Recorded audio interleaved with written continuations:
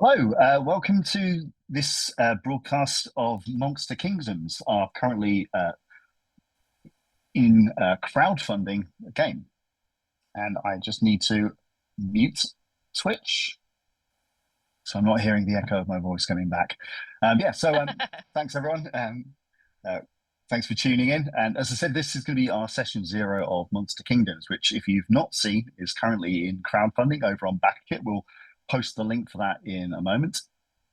And we're going to be running through character creation for all of our monsters here, seeing exactly all of the elements that go together to build all of our monsters, what that means, what the implications of that are, and exploring some of the powers and the like that are available for them. But before we get started, before we talk too much, I suppose I'll just pass around the group so that everyone gets to introduce themselves. So I will start with Dixie. So if you want to say a few words. Hi. The stream graphics have gone insane, but okay, they're fixed now. Somebody open the chat. Whoever's streaming cannot open the chat. Hi, I'm Dixie Cochran, pronoun she, her. I work at Onyx Path, and I did a little bit of writing on this book, and I'm excited to make my first character. So yeah, let's go. And we will go after that, I guess. Kelly, do you want to step in? I would absolutely love to. Hello, everybody. I'm Kelly Clark. I'm the main storyteller, dungeon master, etc. over at Dork Tales. We stream a ton of stuff, and that includes a lot of Onyx Path products. Particularly, we do a lot of Mage the Ascension, the Victorian Age, and similar products that just Onyx Path has done a bang-up job with. Come watch us. It's fun. You get to see some of the other people here. I have no idea what this game is, so I'm very excited. Well, we will explain all of that. Good to have you here. Let's finish off the bottom row. So we'll go to Crow next.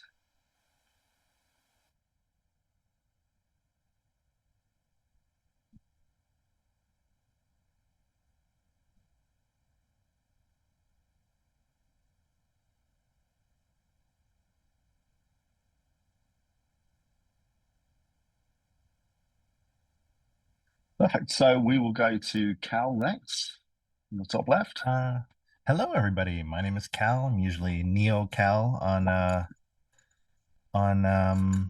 the social medias and the chats and stuff.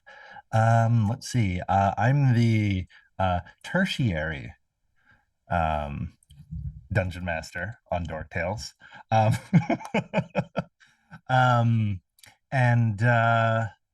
other than that, I do some podcasting. I do some guest appearances with the gang here at Onyx Path. And coincidentally, since all of us are here, one of our Patreon goals is I may run Exalted Essence. Ooh, I worked on that deal. And I think, yeah, we backed it. Kelly and I backed it. So yay. We have the physical hardcover copies. And that's all I'm chilling. Fantastic. So last we will turn over to Millie. So over to you. Hi, my name is Millie or Bunny Hearted. My pronouns are she and her or they and them. I'm a alleged anime villain. I'm a variety of VTuber. I do VR, indie, retro games, space games, and more. I'm a 3D artist and a huge dork for tabletop games. I'm so excited to be here. Before we go on, I just want to make sure, Crew, that you saw in chat that you were muted through OBS, so make sure that your desktop audio is going, or your mic input is going through OBS. Because we could all hear you on Zoom, but they couldn't hear you on the chat. Yeah. Shoot. Oh, that's such a good catch, though. I've definitely done that before when I've been hosting things. I switched over different mics. That's what happened. Hi, hello, Crow. I am it, and I've played in a few games, Curseborn and also The World Below, and that's pretty much about it.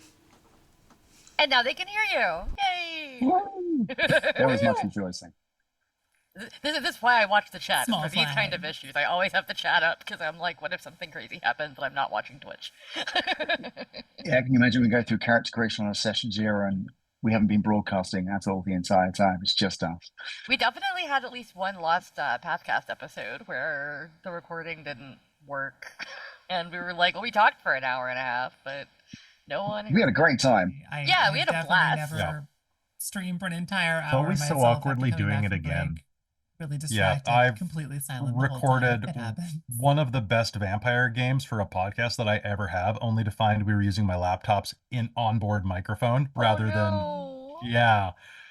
It was rough. Re-record it and remember all the funny jokes and do them again. No, there was a lot of crying. It was so good. Everybody was. It was so Anyway, Remember the Cat. crying, do it again. Genuine. Okay. From the Yeah, top. I could do it again from the top. Yes, sir. As means as a segue, I think, is this kind of level of frustration and these little bits of anger that cause people to lash out, to become slightly villainous and monstrous themselves. And perhaps it could be small things like maybe a play gone wrong that could have caused the situation that we find ourselves in within the monster kingdoms. So, as I've mentioned, and I'll say again, this is currently out for crowdfunding. So something that I did some writing and some work on. Very pleased with the outcome. Dixie, as she said, has also done some writing with it. But if you haven't backed into the crowdfunder, if you haven't started reading through what's going on, I suppose give opportunity to give a really quick overview. So the Monster Kingdoms is part of the Earthbane Cycle. So you also have the world below, which was mentioned just a moment ago, and we have At the Gates. So Monster Kingdoms is the third in the Earthbane Cycle series of games. And it follows a similar vein in that it's a fantasy genre type environment. So we have our fantasy heritages. So we have all the elves and dwarves and humans and orcs and goblins and everything like that, as you will kind of come to see as we go through character creation. But this world is a world in which things have taken a very dark turn. For a long time, there was this big, all-seeing, all-covering empire, similar to like a Roman Empire, the Netherian Empire, and this united all of the kingdoms. There was a lot of lights in the world. There was a lot of hope and joy, and well, that clearly didn't last. There was a lot of betrayals. There was a lot of twists. A lot of ruthlessness and power plays that came to pass. There's a huge amount of detail that's gone into this scenario. So if you do pick up the crowdfunding, you'll find there's a very extensive chapter that walks you through exactly all of the elements that took us to where we are now, where all of the kingdoms of light, all of that hopefulness has largely disappeared from the world. I say largely because that's not entirely the case. There's absolutely outcroppings of hope and of light and these forces for good, and that is a great place for your characters to kind of begin their journey. Yes, they are monsters. Yes, they have come from a world where there's a lot of darkness and there's a lot of problems and there's a lot of fighting that goes on behind that, but that just means they're in a position to change as well. They're in a big position to make a mark, whether that is very selfish perspective where they, as a squad, band together and carve out their own little piece, make themselves safe, or whether they want to topple some of these kingdoms, whether they want to take control of them and do something important with them. And that is really the crux of Monster Kingdoms. It's this fractured world. It's this place of, as if Sauron had won in the Lord of the Rings. There's a lot of how I think of it. It's got a very kind of Game of Thrones type feel to it. But yeah, really it's a situation of how can things make it better. And we'll walk through all of the groups, all of the heritages, and all of the ways characters can fit together. We'll also talk about some of the powers that they have. So two very important things that each character get. You have something called scepters, which are, we're calling them weapons is probably an oversimplification, but these are artifacts that have magical capabilities to them. And they are very, very varied. Some of them are going to be weapons. Some of them are going to be a lot broader, like the ability to summon animals or to turn something into something else. And then the final part is crowns. These are almost mystical artifacts. Some ways they're kind of physically crowns, but in other ways they're not. They're a lot more magical. And characters begin with some, but can steal, usurp, fight for far more crowns and powers. And these are the things that give them the ability to really make a mark on the monster kingdoms. They're very much the going nuclear option that your characters can take. So I'm not going to go into every nick of it, but yeah, that as a very rough overview hopefully gives you an idea of what's going on in Monster Kingdoms, the situation. And yeah, as I said, today is really about us as a group creating a squad, a group of people, a group of monsters that have got something in common, a reason to fight together, and some sort of goal in mind. And what we'll do is we'll follow this up next week, exactly the same time on this OPP channel, with a story that I will put together based around the characters that we have today. So hopefully that wasn't too much of a big kind of word dump of that made a lot information. of sense. I really appreciate it. Thanks very much. So yeah, being that Monster Kingdoms is dealing with, in a lot of ways, villains and monsters and bad things, I think the focus of Session Zero is really important. Obviously, I have groups that I work with all the time. I know my way around, and we all know how we work. But for the most part, I don't know you as a group.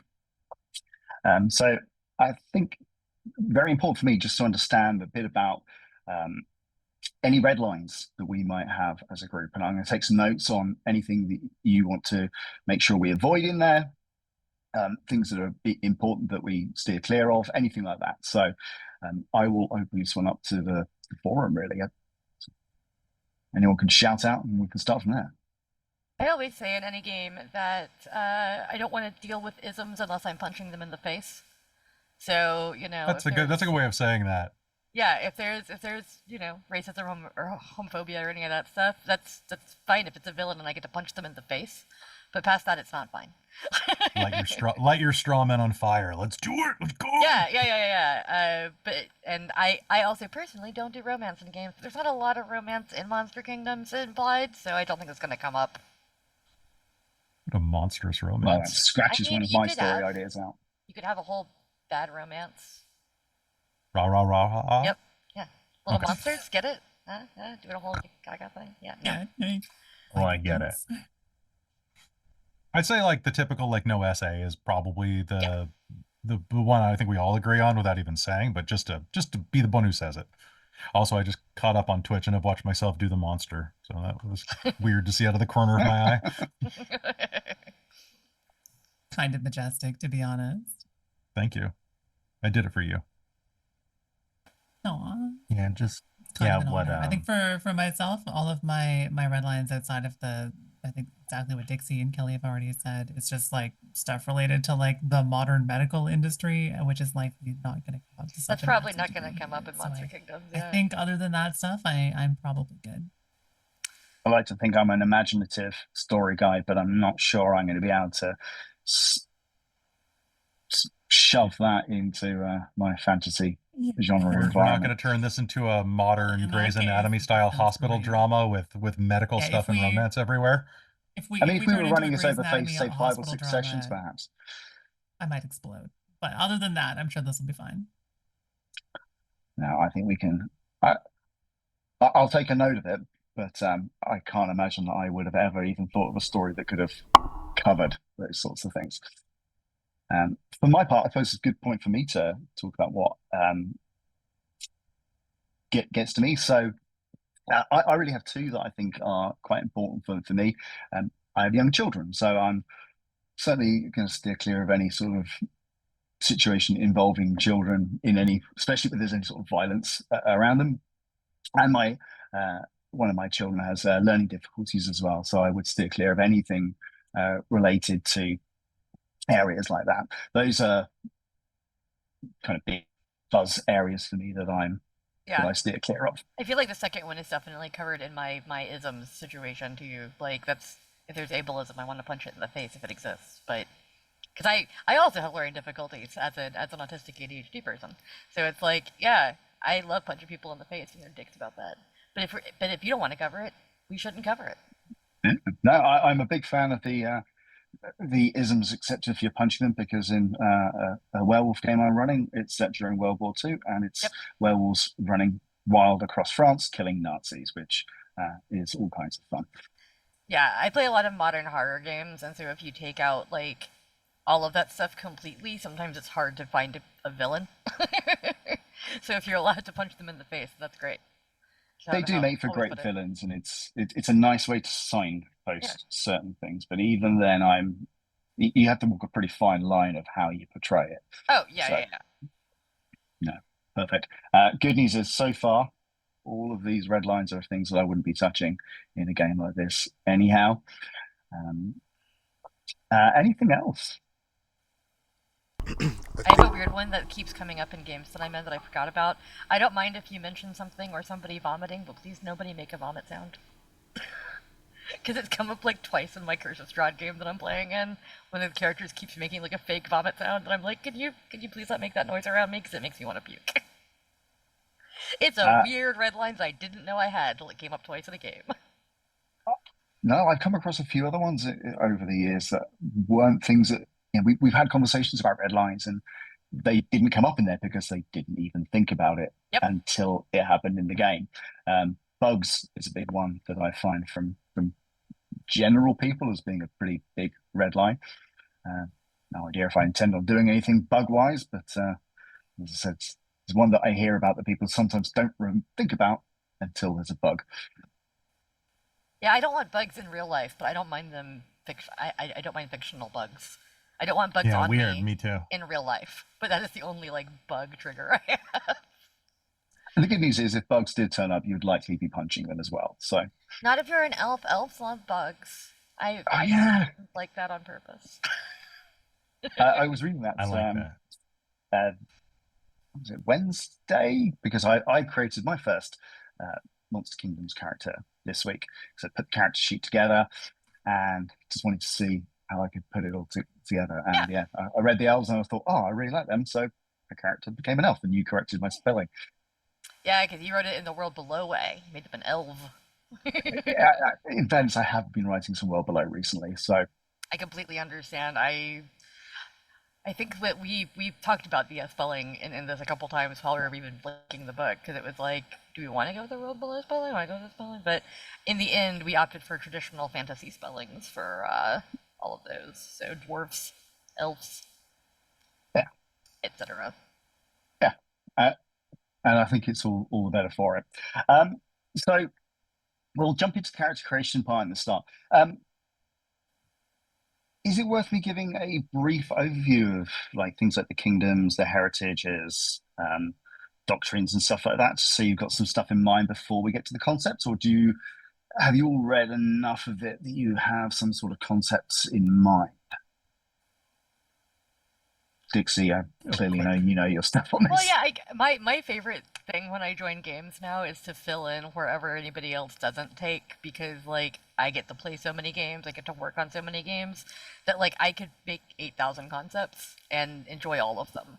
So I tend to, when I'm playing on a stream with people, especially folks who it's their first time with this game, I'd rather let them all figure out what speaks to them, and then I'll grab one of them. Because as I said in a chat in our Discord the other day, these are all my murder babies, and I love them all equally. And I will happily play any of my little murder babies, because they're all wonderful and weird. We can do an overwhelm to showcase it more so than explain for the players. I think that would be helpful. I think, because I've got a couple that I picked out that I think I'll probably choose from those four. By a couple, I apparently mean four that I've written down. But there's so much variety in the kinds of characters that you can create here. I think even just like being able to showcase that variety could be really, really good, because I was pretty impressed, to be honest. I thought there was a lot of different ways to play a huge variety of kinds of creatures, and that was really cool. Yeah, I mean, it's changed since when I first read kind of the early drafts, things like the houses. Matthew added those after my finals were in, so that's actually something that I didn't see in this chapter, which is why like whenever I talk about this chapter, I keep saying like it's a joint effort because I wrote about a third of it, Matthew probably wrote about a third of it, and then Eddie wrote the character creation stuff at the bottom, the whole like all the checklists to make your life easy. So this is very much like a Pathcast reunion chapter. Yeah, but the houses were things I hadn't really seen, so I've been reading those for the first proper time over this last week. So what I'll do is I'll break it down into the three sections because, as with all story path games, you are picking concepts and elements from individual paths, and with Monster Kingdoms, you have your kingdom path, which I'll cover first. You have your mantle path, and you have your dusk path. So, and the kingdom path is made up of like 4 parts, which sounds like a lot, but each of them only gives you like a little piece of it. So it's not nearly as much as it sounds like. But your kingdom encompasses your heritage, your house, and your faith. So kingdom, heritage, house, doctrine. Yeah, it's kind of like 3.5, isn't it? Because the heritage and the house kind of overlap. Yeah. So cool. So let me give a brief overview of what you've got in each of those because there's quite a bit. So the first thing that you're considering within the kingdom path is the actual kingdom itself. It's called Monster Kingdoms for a reason. There's all of these groups of people, these kind of countries, for want of a better way of putting it, with their own rules, cultures, belief systems, and essentially goals. And these will be places that you were raised. And each of these kingdoms actually defines skills that you're going to be picking from. So, like if you're from Branda, you're going to be getting close combat, leadership, and survival, for example. And it just means that those are the things that are most common within that area. So, the first kingdom we got is the Nithera Empire. So this is the remains of this group that's been holding everything together. It's a nice melting pot, so it's an easy way to kind of tie people together. And like everyone has congregated there in the past. We have Branda, which is very kind of elemental. You can picture like mountains and volcanoes, just crazy environmental features. They're a very militaristic culture. I mentioned elemental earlier, so they do have a lot of that sort of control as well. We have, I don't know how to pronounce this, Creori.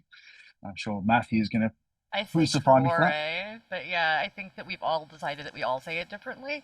And Matthew's like, well, there's variation across Gawain and how you say these different things, so we don't really care. I imagine how you want to. Yeah, and I'm pretty confident that the vampire overlords have all got their own way of saying it. And that's what Creori is. It is a country, a kingdom full of vampire courts, all of their own different types of stripes, and all of the serfs that have been drafted into serving them. We've got Dreodahake, which I think I'm pronouncing correctly, but again, has variations. A crazy name for a crazy kingdom. This is mages and wizards. This is a floating kingdom. It's actually chained to the ground, but exists, like a kilometer or whatever. It's also chained over a giant pit into which they can throw their enemies if they get tired of them. That's living the dream, really. Dreodahake is weird. I love it. Is that kind of what you aspire to? Get your first car, you get your first job, get a house, floating country above a giant pit. Yeah, obviously. Yeah.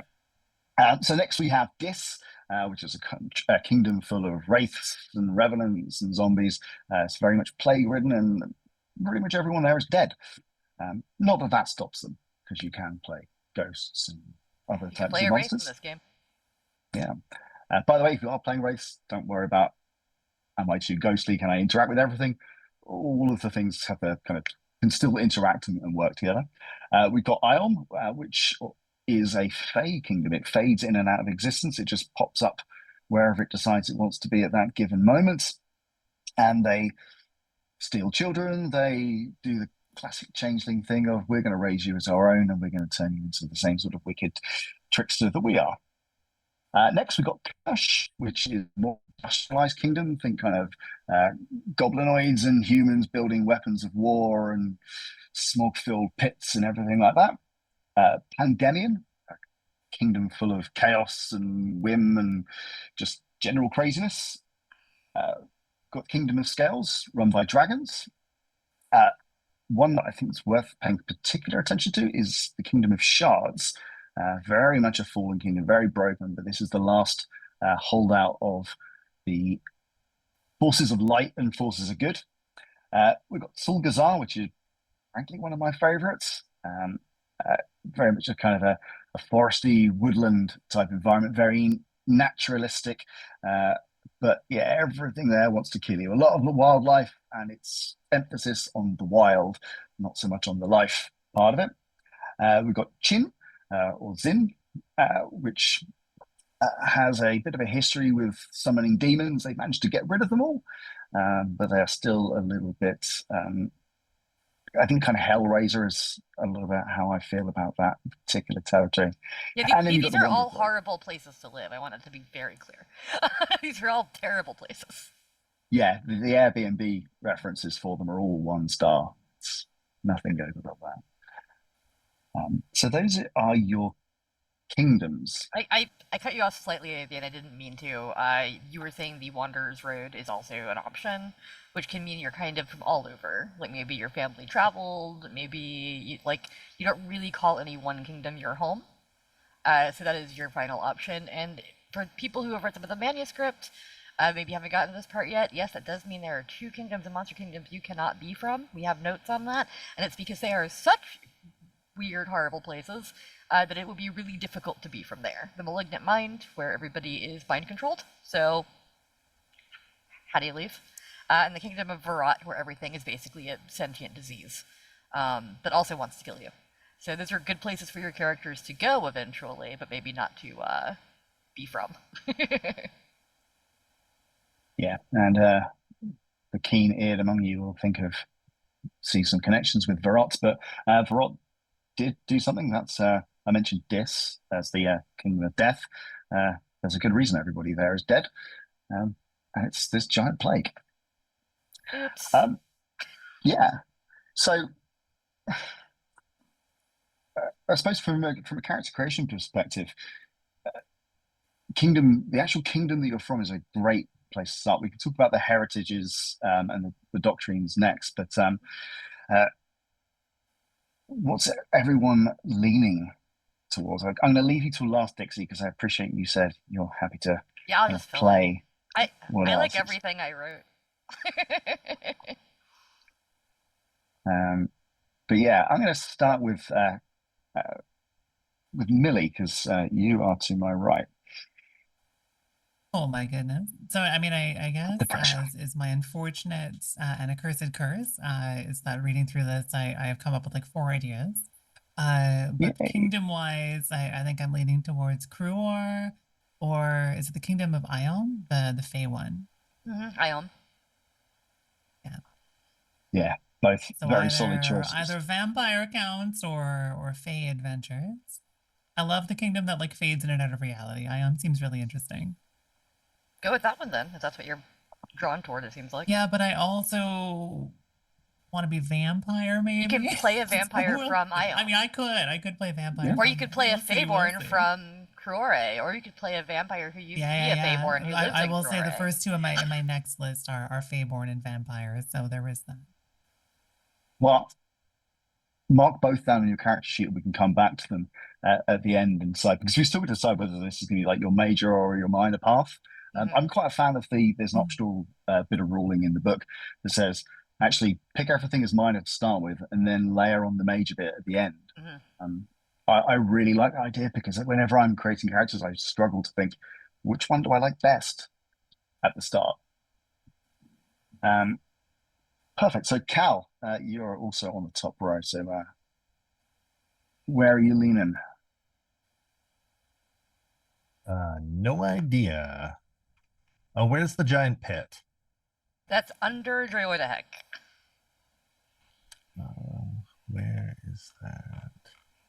past it. They're Oh, there it is. alphabetical. There it is. That's how you say it, Droidek. Droida hake. Droida hake. Droid hake. You just have to say it like with like a slight inconceivable accent so nobody knows. I am from Droid. The best accent to say it with is Welsh. Droida hake. Oh, Droid hake. Oh, okay, there we go. Well, I found where I'm from. All right, Cal is from the floating kingdom of Droida hake. Okay, so but I am going to copy and paste that because I'm not going to remember. The amount of times I had to write it, it's ingrained in my soul. That, but also I just put it into Microsoft Word's dictionary immediately because I was like, this could not be mistaken for anything else. So we're just going to throw this in my Microsoft Word dictionary, so if I type it wrong, I can just fix it. Fantastic. Cool. So we've got two kingdoms. So Crow, let's come to you next. From a kingdom perspective, where are you looking? I am going to go weird, and I'm going to do the Kingdom of Zen. Nice. Ooh. Very nice. Zen is weird. Yes, just with a twist on that character, a little bit more flamboyant than what you would normally have in Zen, or what you would think wouldn't be possible in Zen. Yeah, Zenix people are strange and twisted, and it'll be fun to play with one. Yeah, I kind of feel that anything is possible in that place. It's pretty messed up in a good way, interesting way. So, Kelly. Oh boy, I'm flipping through them back and forth. So I'm kind of torn right now, and I'd love some opinions because I think I can pull out a character. Nithara is a nice, easy one, but the ones that are jumping out at me are the Kingdom of Scales and the Kingdom of Krushk. Kush. Or Crush. Or Crush. Crush also it works, yeah. Yeah, the Kingdom of Orange Crush. So I don't know, like what would you guys like to see more in play? I'm down to do anything. I think it would depend on if you want to be a dragonkin or an orc, really, because or something completely different, obviously. But those are like the main. Well, I guess Crush is more like orcs and goblinoids, and they're both very cool.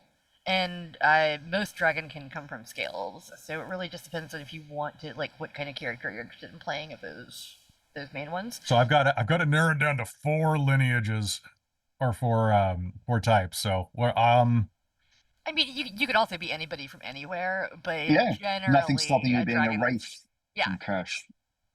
Potentially. Do you mind if I put a pin in this for a few minutes until I figure out what everybody else is playing? Absolutely. Yeah. I like to fill niches. Yeah, well, we've already got an Iom and a Creori potential, so you are a Scales / Kirsch. So yeah, Dixie, you're up. Oh gosh, let's see what's left. How weird do I want to make this character? If you want to go weird, there's always Pandemian.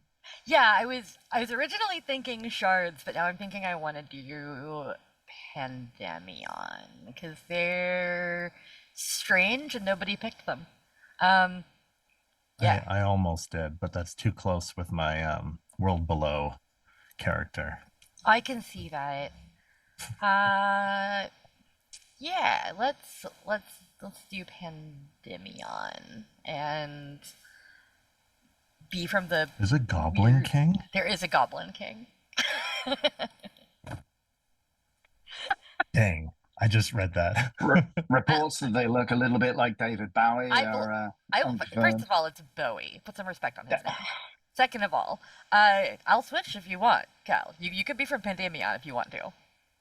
I really will play anything. Come on, Cal, be the Goblin Prince. You do remind me of the Babe. What Babe? Babe with power. I'll do the whole song. Let's not start. Yeah, you're activating ancient neurons in all of us at this rate. Right. I saw my baby crying. No, I'm gonna stay from throw to hake. Even though I can't say it. You know what? You can say it better, so I'll switch you. There we go.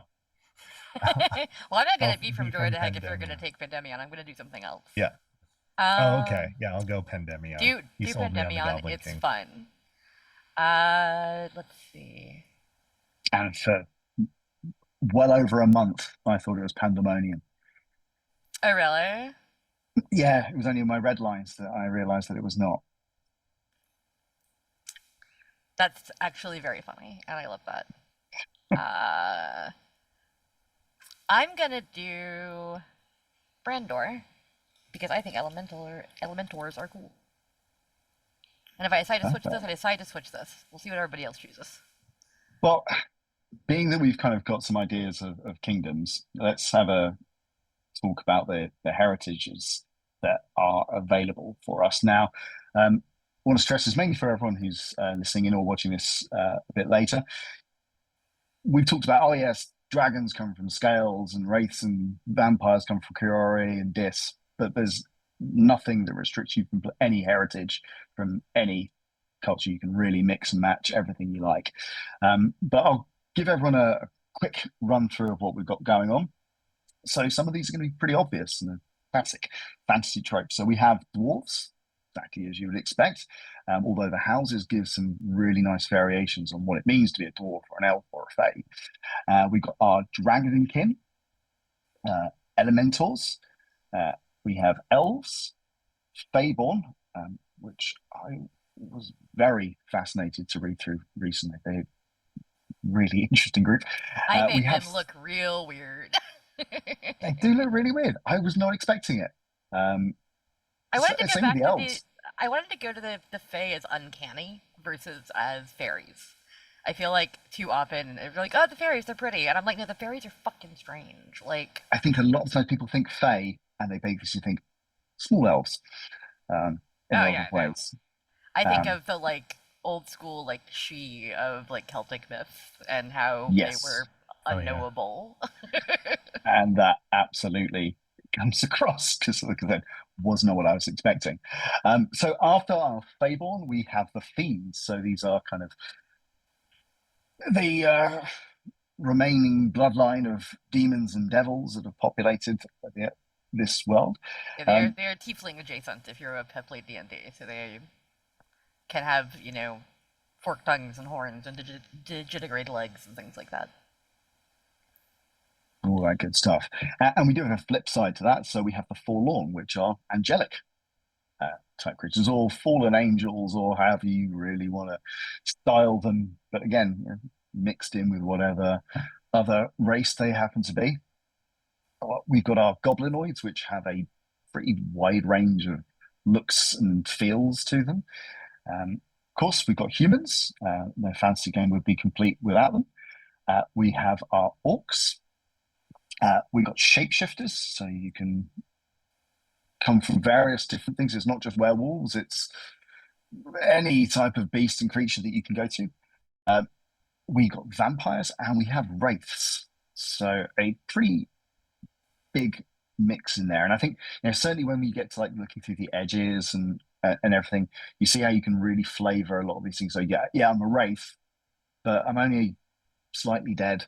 You know, I'm not like transparent. I'm not walking through walls or anything like that. But yeah, it allows you to really customize what's going on. So beyond the heritage, once you've selected your heritage, we've got a house within them, which really allows you to refine them. And again, for everyone who's listening in, the heritages define your momentum generators. So you'll be familiar with what momentum does in game. This is the sort of thing that, as a culture, as a species, as a heritage, these are the things that make you tick, that drive you forward. So consider that as you're going through. But I will go in the same order. So I'll start with Millie. Which heritage are you thinking of? And I know you were thinking of either, what were you thinking? Is it Ion or Creori? Your two top picks, weren't Yeah, they? I think I'm gonna go for Ion, but I think I'm gonna go vampire on top of that. I have an outfit already, and it's just fun to be a vampire. There are some fun like flavors of vampire in this too. So Yeah. I want to play around with that a little bit. Nice. I like it. A vampire from a liminal space that appears in and out of existence. That's kind of fun when you're a vampire to pop in and out of existence and be from like a fleeting temporarily here, temporarily not here kingdom. Like it kind of has some overlap vibes wise with the Fae. I'm just stealing your blood, not your children. I promise I'm better than them. Or stealing your children's blood. I mean, Yeah, I why mean, not? like, whatever. Yeah. Thankfully, there's no kind of curse in Monster Kingdoms about needing to ask for permission to enter, because you imagine that you just appear in some random space and, oh, great, we can't go anywhere, we're stuck. Okay, but that would be really funny for a flaw.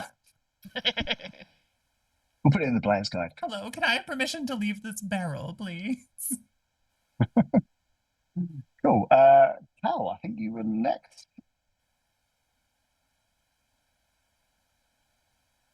And you settled on Pandemic in the end, didn't you? Hmm. I sold it too hard. You did, yeah. Just right. Like I said, I love all my murder babies equally, so. I'm thinking of Feyborn. Unless someone else really likes it. Do it. Be weird. I think there's room enough for 2 Feyborn in the group anyhow, so. Do it. Yeah, I was between Vampire and Feyborn. And I know but there's not room for 2 vampires. Yeah, So. well, Never. I mean, there could be room for 2 vampires. What if we're both aggressively mopey and we like compete about it amongst each other? I will say that for one shots like this where we're trying to showcase the breadth of a game, it is nice for everyone to be different. Oops, all animals. all Looking at vampires. you, Crow. No, humans. Let's do all humans. The world below game, it's like we're all just I'm like a big farmers. ugly hobgoblin and everyone else was an elf.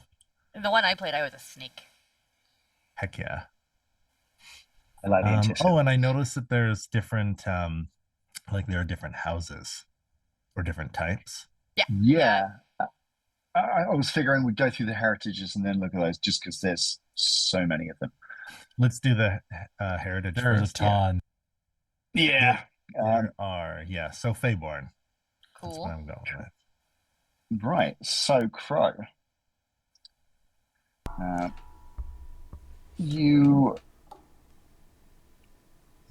I have forgotten where you Zin. Zin. Yeah. Can't believe I forgot it. Sorry. Since we're going in a array of different monsters just to show off things, I think I'm gonna go Elementor. Go for it. They're cool. I also like that, like, I feel like most people hear an elemental or elementor, and they're like, okay, like fire, water, earth, whatever, wind. And we put in salt and smoke and, like, other things that they consider elements. Which I think makes them really fun, because you could be like a lightning elementor or I think the idea of a salt elementor is just fun, personally. It's absolutely my favorite of them. You gain momentum by being salty. I like it. All these flavors, you chose to be salty. You just can. Well, actually, I do plan on picking salt as my element, so. Go for it. They're cool as hell. Yeah, no, it is a very strong choice. As long as your kind of role in this isn't some sort of chef where you just go around seasoning everybody's, No. doing it of to the course corpses not. of your slain victims or anything like that. You being Salt Bay? The guy actually sucks in real life. Yeah, I know. The I bad know. person. The more I learned about him, I was like, oh, he's terrible. it's funny. Let's make him the villain. Yeah, villain. There you Sunday go. Salt villain. Bay is the villain. But I'll yeah, have to give that's him a me. suitably fantasy-esque name. But yeah, before I get sidetracked too much, Kelly. It's me again. Okay, so I have Comes around so 4 written fast. down. So the ones that I've written down, I guess I want to get a gauge of like what you guys want to play with. So I've got 3 basics. I haven't actually looked much at the goblinoid ones yet, but Dragonkin could be a lot of fun. I was looking at a couple of their sub houses, either the heretical mages or like the big buff like Schwarzenegger ones, which would mean that I would have to do like an Austrian accent for this character. The Forlorns are pretty cool too. because then you just get to play an Asgardian basically, which is dope. Like that's the vibe I'm seeing there. Or there's always the fun of like an orc, like big, like almost pigman from the looks of this, or at least with House Hog or whatever. So you get like that, like kind of this type of voice, the meat's back on the menu type of voice. Like, I don't know. What do you guys feel like playing with? Do you want to play with Schwarzenegger Dragon? Is there an intellect? I want you to play an intellectual outcast orc instead of the meat back on the menu. I don't know I if want there you is. to be Meat is back on the menu, but only if we get some salt. Mage is back on the menu. I mean, I could. There is like a really cool. Actually, it's spelled this way. There's a really cool like dragon or draconic. What are they called? Dragonkin? Yeah, Dragonkin. Dragonkin. Like there's a really cool one where there's a house that got completely like just evicted from their home country for being kind of evil. House Ruby. I saw that. Yeah, they're I like pretty that cool. You know, because then that's my vote. Yeah, okay. You know what? I'll be a House Ruby Dragonkin, which means so I guess I can't be from the Land of Scales if I'm like from there. So I guess I'll default. I think you could be from Scales if you want to. Yeah, they've heard Break kind of exiles, stereotypes but and I imagine be there's where still people kind expect of you to be from. people could still kind of go back a little bit, hide their heritage a bit, maybe just live on the outskirts of the place. It's a big old kingdom. You could also have joined the house later, like if you want to be from Scales and you left and you joined this house because you felt like it, you know, like that also makes sense. I'll switch up and actually be from Nathira then. So I'll be Nathira, House Ruby, Dragonkin, and I'm gonna play him as German Raceland Majer. There we go. I don't know what that means, but okay. You need to raise your nerd level. Oh no, I'm kidding. You're nerdy enough. Yeah, I said we will all find out. Sorry that I don't know what one person is. Yeah, I know. No, it's I'm sorry. You have to go now. I didn't mean it. I don't know who that is. Well, let's see if we can make amends, Dixie. What heritage do you fancy playing? Being we've got a dragonkin, we've got a vampire, we've got an elemental, and we have a Favorn. I think I'm gonna be one of my bug elves from Sulgazar, actually. It's what I'm gonna do. Because I feel like it has to come full circle at this point because I did an interview last night and I've done things on the blog for our company and I keep bringing out my freaking bug elves because I love them. They look real weird. They're very spindly and have too many joints, and if you've played Divinity Original Sin, they look kind of like those elves but with bugs. Yeah, so that sounds rad as hell. They're creepy, and I think I would like to be a Sulgazarian bug elf. So bug elves from Solgazar sounds like a 90s badly like a 3D like big bad Beetleborgs, like a bug elves from Solgazar. And something I would watch that I can't find anywhere. Biker that Mice nobody from else. Mars, Princess Guinevere and the Jewel Riders. Yeah, you get it. Yeah. Oh no, I was also I would a watch child that. then. I'm gonna show myself out now. Those are the ones that I don't know. So I think that's just a Canadian thing. I'm American. Yeah, I think so many Dark Tales people are Canadian. I confuse. I mean, most of them. I escaped to Canada. No, I do remember some of those from British talking TV about as well. your nerd cred, Kelly. That's why I said I'm leaving. I'm actually. It's all very sad. Cool. So we've got. So I guess really a few of us have already got houses sorted out from that as well. So has anyone not picked a house yet? I guess Millie, I don't think you had. You were going to be a vampire, weren't you? First talked, but I have now. I think I'll go for House Varikal. Or Varical? Varical. The house that's Cal appreciative. So these Seductive We're the vampires hiding amongst seductive, mortals. sociable, get close to you. We're the nice vampires, not like those other vampires. Please Nice ignore me biting vampires. you. Yeah. Yeah. Yeah, I think I'm gonna be a wild elfkin, personally. I was expecting you to go with Acrib, the You know, associated with giant scorpions. scorpions aren't bugs; they're arthropods. Kind of bug-like, adjacent. But define bug. No. Oh, I'm sure they you don't. win this one. I see I'm you've sure these spoken to elves are Faye like before. Fair. scorpion racists. Like they probably are fine with other insectoids and arthropods. Yeah, I don't know. Like, I think the reason, because I want to be from Solgazar, I don't think I'm gonna do House Akrib because they're very like imperial. They're kind of militaristic, and I feel like Wild Elfkin makes more sense for somebody who is Solgazarian and therefore weird about nature. I mean, I think it follows the path pretty Yeah. pretty straight, really. So that makes sense. I think What Kelly's about wondering our- if anyone went for the one that I will not attempt to pronounce. Yeah, Dredazek. Dredazek. Dredazek. Did anybody end up going to Dredazek? Droidic? No. Yeah. Okay, I'm switching to that then. Sorry. I was just looking at that. Wait, mages. Because that was your first choice, wasn't it? And then you switched. You're gonna go. I bounced around so You're much. gonna go Droidic, but Ruby Dragon. That'll be cool. Yeah. I like That just seems really cool. Thank You're you. probably gonna think you're better than all the rest of us by like a lot. I don't- People from I don't Droidic think think that it. they're the shit. And not only that, but I'm a dragon, which means that I'm automatically better than everyone else. It's not a problem. Just saying. I just realized that Don't you're make it- basically Like a just smug playing off? the Red Prince from Divinity Original Sin 2. Like you're just playing that character. I need to play that game. It seems like it's really cool. Oh, You he would is really he like is a it, red yeah. dragonkin who thinks he's better than everybody else. I'm in.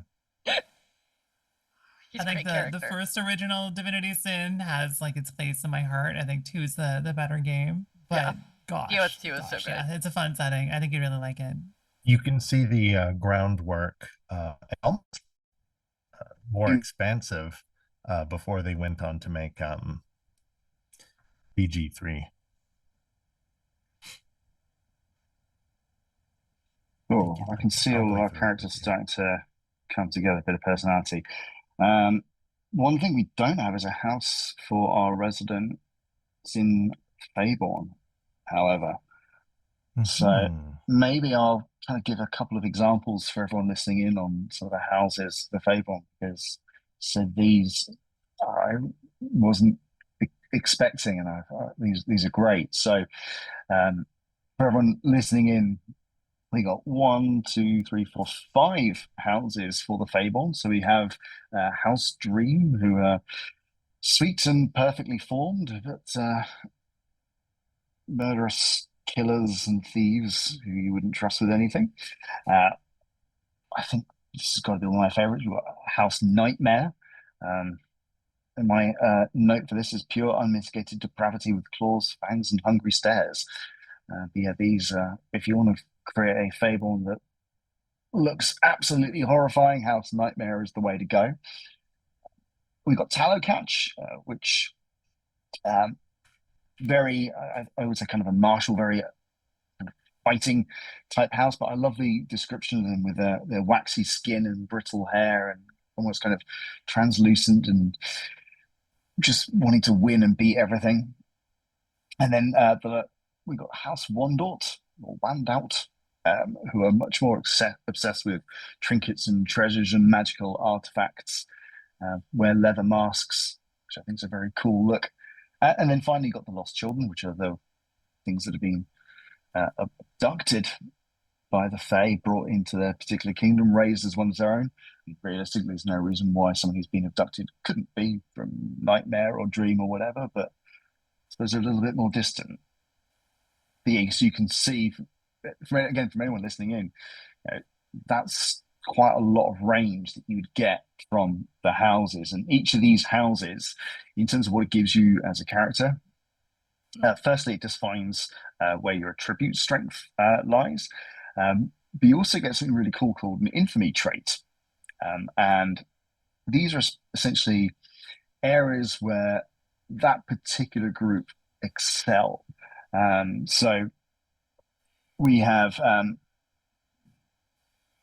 quite a lot of them are great at using particular weapons. So if you've got a weapon with the crushing tag, then House Belagor is going to do much better at those sorts of things. If you want to be very good at charming people, then the Houseborn of Dream is a great group for you there. And every single house has got something it can do better than anyone else. They're just naturally good at it. But yeah, Crow, I guess house-wise, what's appealing for you out of those 5 Feyborn? Or anything else if you changed things up? So I didn't go Hey, Feyborn. Crow and I went Elementor. Feyborn. I went Elementor. Kyle went Feyborn. Ah. You got Cal and Crow mixed up there. Mm-hmm. No, Yeah. sorry. I'm going Wandot. Okay. Wandot? Yeah. Wandot. I think at this point we can Wando? pronounce it exactly how we want it. It is. All right. You're probably the first person to ever I say like it out that. loud. Yeah, probably. Ooh. Heck yeah. I'd like probably say Wando. Wando or Wando. Wandout. When in Wandout? Okay. That's what I'm going with. It's Wendocht. Wandout. I guess that's, yep. I like Crow, the apologies. idea that people always correct each other. Like you can role play correcting each other on how things are said. Mhm. You're like, I'm from this place. I would know. Yes, but would you really? I mean, you don't seem that knowledgeable, friend. We'll see about that. Yeah. Get some party What's rivalry my- going. What's my I'm already knowledge? getting story ideas. But you do Assault on remind a me of the library babe. to- Not again. No. And Crow, again, apologies, but if I remember rightly, you were going for House Salt. Is that still the case? That is correct. Perfect. So if I'm keeping tabs correctly, we've got all of our kingdoms, all of our heritage, and all of our houses in check, correct? Yes. So we're 2.5 times our way through this section. And I think the kingdom section is by far the chunkiest out of what's going on. Because with the mantles and with the dusks, it's a single choice for each. So it's a lot easier to get through. But this builds up a huge chunkier personality. Also, if you kind of come in with a concept, like if you come in going like, I want to be a magus who thinks they're better than everybody else, it'll inform your choices a little bit more. I think previously came in conceptless, which is making it a little bit more difficult as we drill down what we want to play. Because even now, like, I don't know what people's roles are going to be in the party. I'm assuming that we'll find out when we figure out mantles. But like right now, I'm like, I don't know what everybody wants to do. I'm assuming that Kelly wants to do something with like magic, because that would make sense, like being like a scholar of magic. But that's the only one that I'm sure of. Everybody else, I'm like, I don't know if you guys want to brawl or if you want to cast spells. Like I have no idea. So we'll find out. I mean, that's Despite just being a like wily and possibly seductive vampire, I fully might play a gauntlet and just hit people with a sword. Yeah, exactly. Like you could be a harlequin or a gauntlet at this point, and I wouldn't know. We'll find out. you're going to hit them with a sword seductively. I mean, of course, that's half the fun. I'm definitely not playing Vampire Utna. Don't worry about it. Vampire Utna is a character concept I will definitely be working into my rotation. Yeah, I think I need to write that down right now and just do this again in the future. Yeah, exactly. Yeah. But I think now we've covered a few bits, and I'll talk about the doctrines in a moment. But in terms of a rough concept for characters, I suspect you're all pinning together an idea of what you're going to play and how you're going to play them. But so maybe we can talk about those concepts. Obviously, all subject to change. But yeah, does anyone have what feels like a concrete-ish idea for a concept that they'd like to share? And we'll kind of start and then work our way around. I feel like that I hummed and hawed, but that last choosing the house, Landau, I feel like it's going to be, I'm picturing like a plague doctor investigator, like finding secrets, going, like giving advice. So more like the intellectual and investigator type. Speaks And when you say plague cryptically. doctor, are we talking about specific interests in Varroth, or just as the general kind of plague rather than the specific? Oh, that's right. I I forgot mean, you've about got that. no small shortage of plague infected places. There's 3 separate land masses. 2 of them are Varroth, but yeah, this as well's been pretty bad. Yeah, maybe. And I have uh the different short-term and long-term things already written, like discover the secret behind like a sickness. I like that. So are you going to be our doctor? Yeah. I didn't think so, but then as soon as I chose that house, things started like falling like together. Our weird ass Feyborn plague doctor. I like it. Yeah. No one is going to trust you to operate on them. Don't Oh. worry, it's only the plague. I'll get better. I've got 11 secret herbs and spices that keeps the plague away. They're in my snout. They'll be fine. Are these some of the 11 herbs and spices that are used in Kentucky Fried Chicken? What? Never heard of it. KFC. Cool. Anyone else? Kelly, you seem like you're getting a good idea of where we're going. Is it possible to? So I'm looking at the Scalish hierarchy, right? Yeah. And I'm loving the occult of charming, smiling persons willing to lend a hand if it leads to the veneration of great reptiles. And then I'm looking at suggested long-term one, which is Slay a Magus from Dryad. And I'm like, wait a minute. So well, you don't have to perfectly pick that positioned. one. I don't think I would. I don't think I would. That would probably be detrimental to my being in the game. You Hey just, guys, you just yeet yourself off of Droid a heck in the first 5 hey guys, minutes. I'm winning my long-term aspiration right now. Bye. Yeah, I think I'll go the Scalish hierarchy so long as that makes sense. Like, Dixie, you know this world really well. Does that work with the concept so far? Yeah, I do believe so. They mostly just think that dragons are gonna show up and cleanse the monster kingdoms with fire. Droid a heck and the actual kingdom of scales have been at odds for a long time, but it sounds like your character is also kind of at odds with the kingdom of scales, so that would make sense to me. Like, I like that.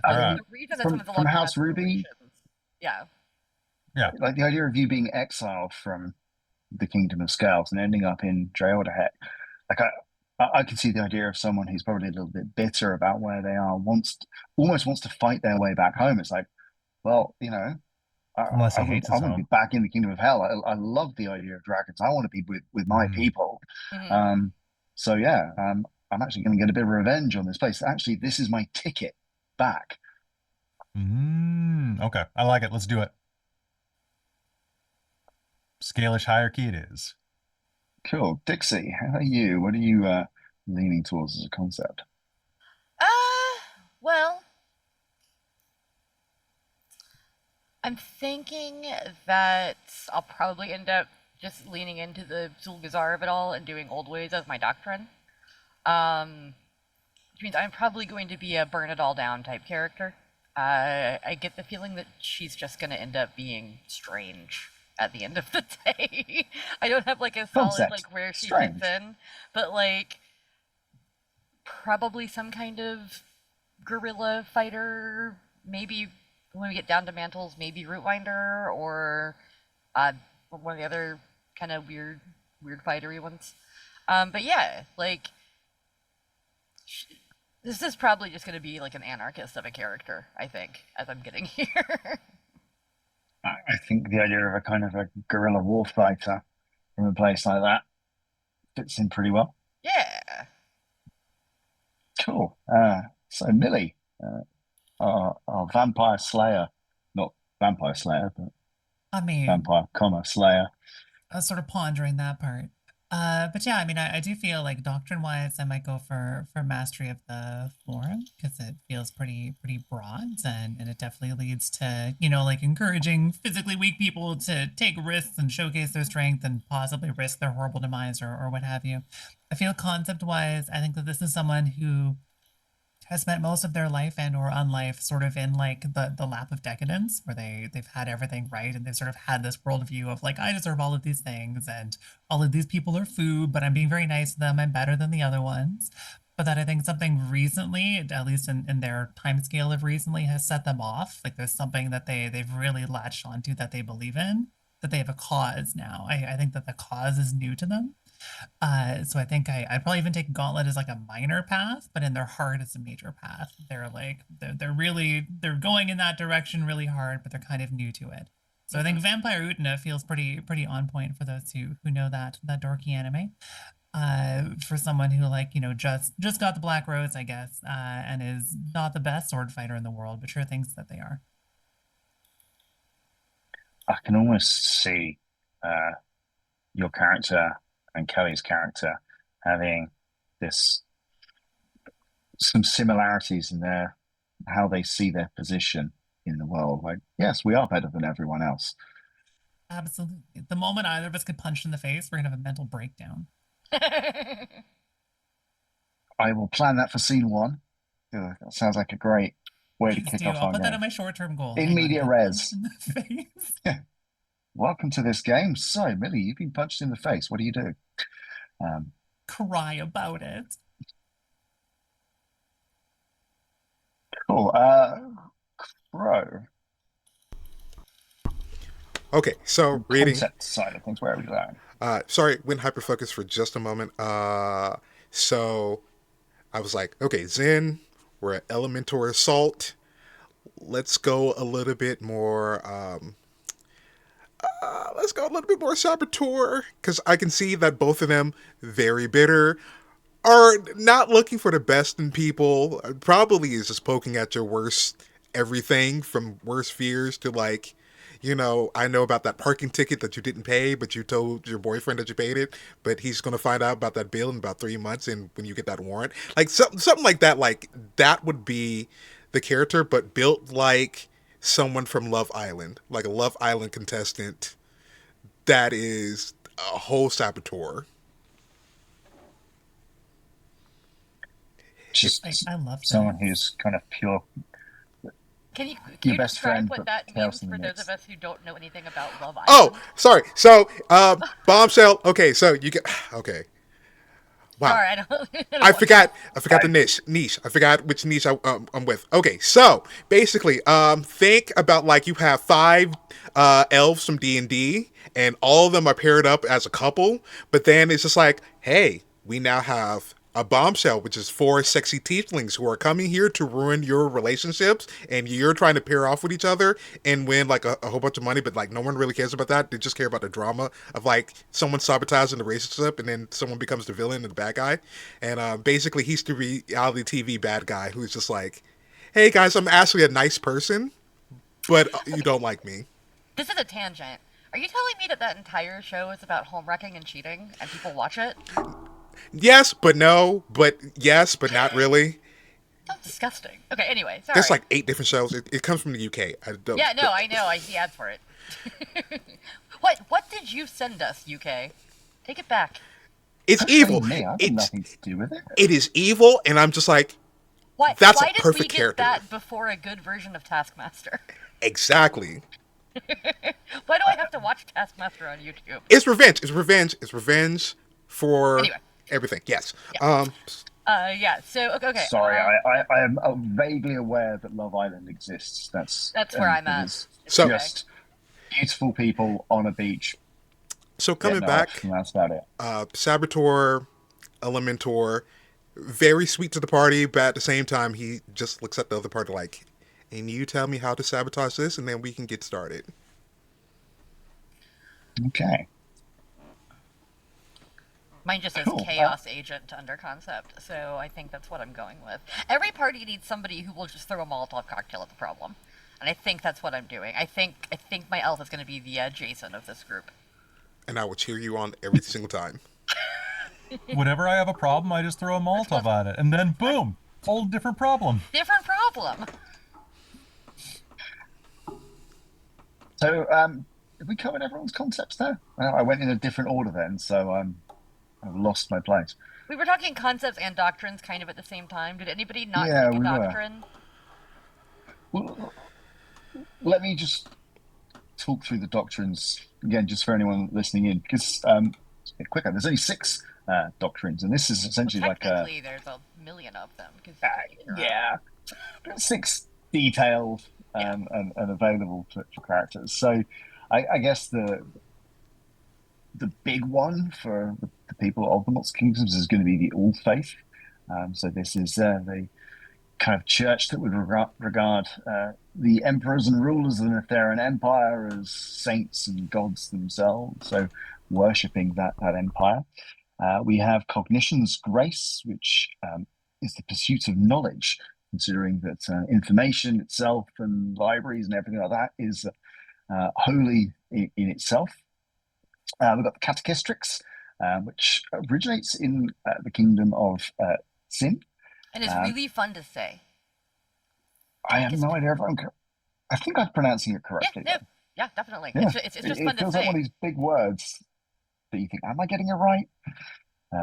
Catechistrix. Yeah, I almost feel this is almost like the anti-All Faith in a lot of ways. It's very much about penitence and suffering and taking on punishment and atonement. They know that the kingdoms are stronger together, but they are just clearly not in a good place at the moment. So everything needs to fall down before it can be built back up. Next, we've got what I think would be my personal favorite playing this, which is Master of the Form. Yet the world's an absolute hellhole, but I'm still here. I'm still able to make a difference. And everyone's going to have their own view on what that particularly is. But I like that kind of self-empowerment vibe, that ability to try and pull something out of whatever you've got. We've got the Old Ways, which definitely has that sort of bizarre feel to it. This is the people are a blight across the kingdoms.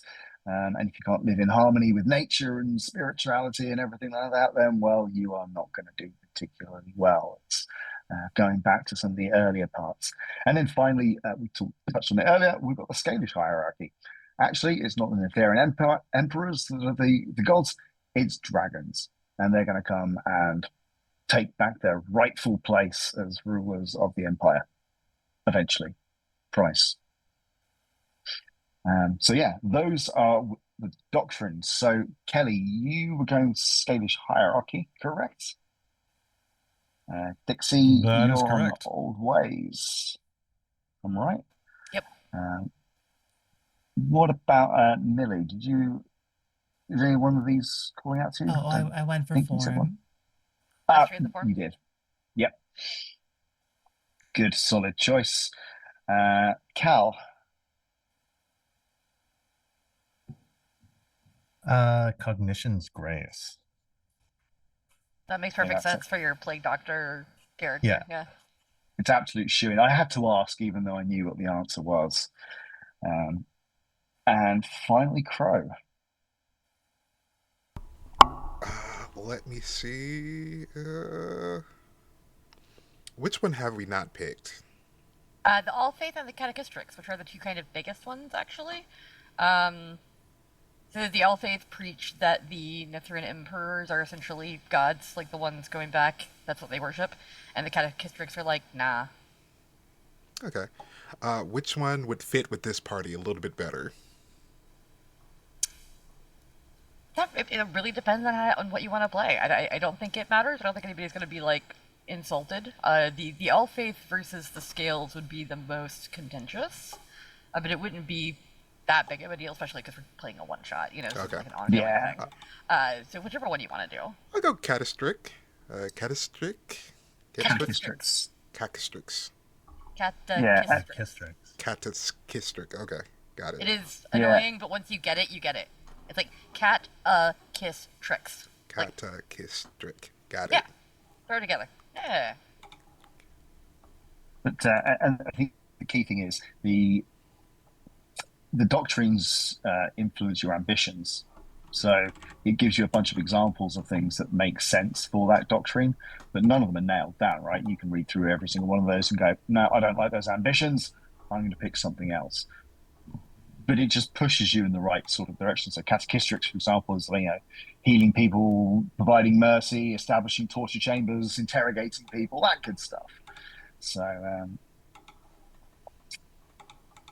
I should pick that. Perfect. So I think that covers everything from the Kingdom Path. Does anyone need to cover off like what skills or details they got, or we will pick that up from the text?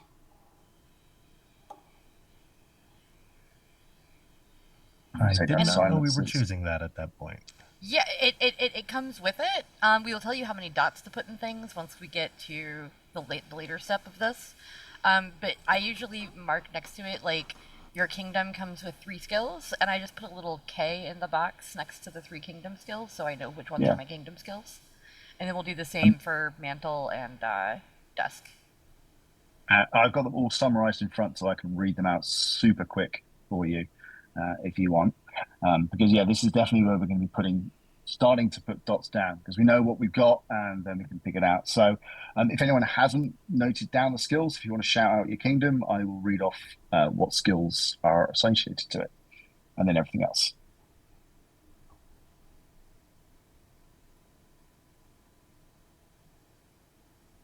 Cal, if you're talking, you're muted. I'm not talking. Okay, I'm talking to myself, but not purposefully muted. So cool. Well, we've got, and like I said, I can also read off the momentum generators for the heritages, the attributes and infantry traits for the houses, and momentum generators for the doctrines as well. So if you've got anything that you want, just a quick, tell me what goes in here. I've got everything easy in front of me.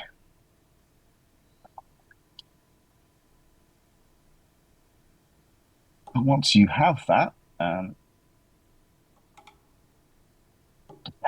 we want to be choosing major paths now, or do we want to keep everything as minor and then go back and add some dots?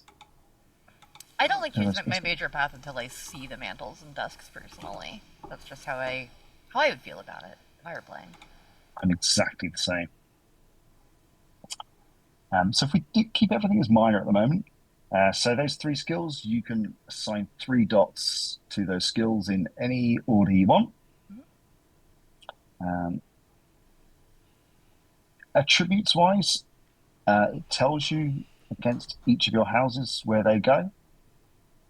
But ultimately, you're ending up with 4 attribute points. Do remember to put 1 dot in each of the attributes before you start. So it's all, the character sheet's all blank at the moment. I did not do that. Thank you for the notes. I wrote a note for myself on it because I keep forgetting that. I always forget to do that. Yeah. Bung a dot in everything and then start. That's why when we do our official character sheets, we always have 1 dot pre-filled. I mean, I made this character sheet. I really should have pre-filled it before I saved it and sent it out. But you did a great job when you made it, and now we have a PDF.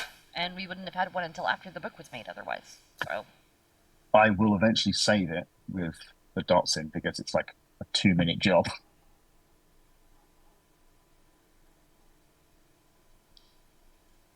We're ready to talk mantles? We can talk mantles, yeah. So yeah, we're on to our second path. So I know that like from a character creation perspective, we spent quite a lot of time talking about the kingdom path, but that one is very loaded compared to the other 2. So we're well over halfway through it. But yeah, next section that we've got come up is the mantles, which the way I think of this is like the role that you have within the squad, the sort of thing that you do. Like, what are you good at? It's basically your class if we're talking like other classic fantasy games. Oh, I'm so torn on this. I'm so torn because the obvious one is Magus, right? Or Magus. Right. Mm-hmm. But there's also Mentalist. Mm-hmm. And I love the idea, like, for one, of just being a mage, right? Being like, I'm a mage, boom. But also being like, yeah, I'm totally a mage. And then just like psychically blasting someone instead and like doing card tricks. Yes, I totally studied under the Archlich. Wasn't a very good student. Have you So, I seen don't the know. TV show The Mentalist? Yeah, of course I've seen. Yeah, I'm going to be Red 100%. John. That's what I'm going to be. Yeah. Maybe a I'm a Ruby mentalist who Dragon. thinks that this is an even better version of magic. That's the inferior 100%. version. This is all in my mind. Yeah, Look at all these I learned people from with their the. semantic incantations. I learned from Chris Angel, the Mind Freak, and I am now the Mind Freak. Yeah, Chris Angel and You Salt Bay are now tutored the under villains in my game. Chris Angel. I mean, he's an Archlich, right? So of course he's a villain. Who am I Yeah, talking that does about? actually a lot of sense. Really I does. think the Archliches that control Droidahake are like floating skulls, or at least one of them is.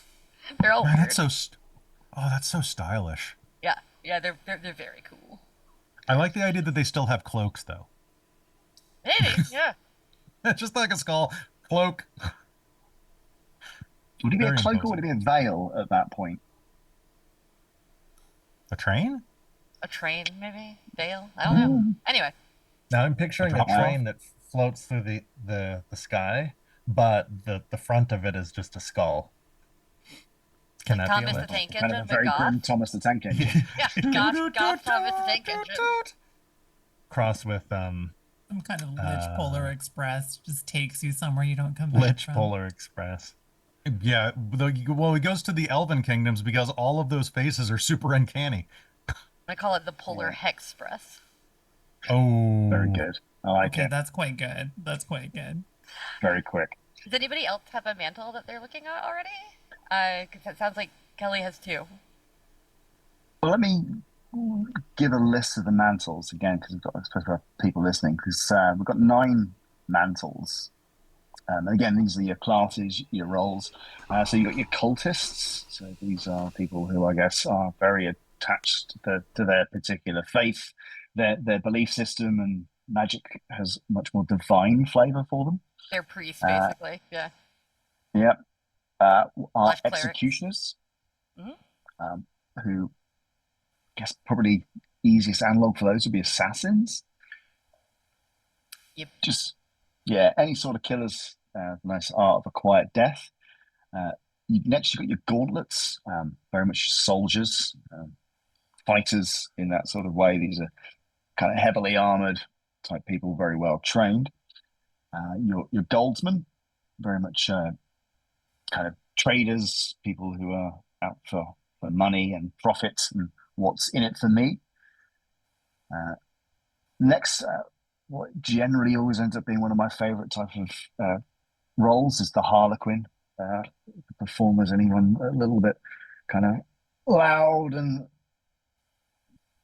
using their tricks and skills to distract and delight people. So the Harlequin we've got. Magus, already come up. So our wizards and magic people throwing fireballs and all that good stuff. Marauders, I kind of see this as like your more barbarian type. So yeah, they're a fighter, but they have a much more savage approach to it. Yeah, armor. Well, that's not necessarily part of their makeup. And the last two, we've got your mentalists, which are using more psychic type capabilities, their minds, to control what's going on. And the one that I'm very curious to see, and I really hope somebody picks it, which is the Root Winder, which is your close to nature types, the ones who are going to connect with plants and animal lives and control them and use them to their advantage. And with mantles, what you're going to get out of this as players creating characters is a mixture of skills and attributes. It also gives you access to scepters, which we'll come to. Mhm. So yeah, Kelly, obviously you've kind of given us some ideas on what you're thinking of. Dixie, you were leaning a particular direction, but are you still thinking that? I was leaning a little Root Winder if nobody else wants it, because a lot of them are from Zulgadar, and they can cause some weird chaos with their powers that I think are very fun. So it's kind of like the Right. druid role. What about you, Millie? Oh, it's Gauntlet all the way down. I've already put it on my sheet. Fantastic. Like that decisiveness. Crow?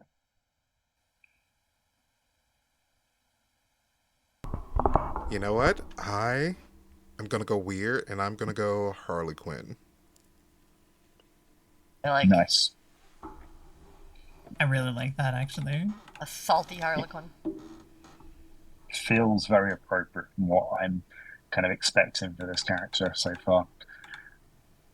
Cal?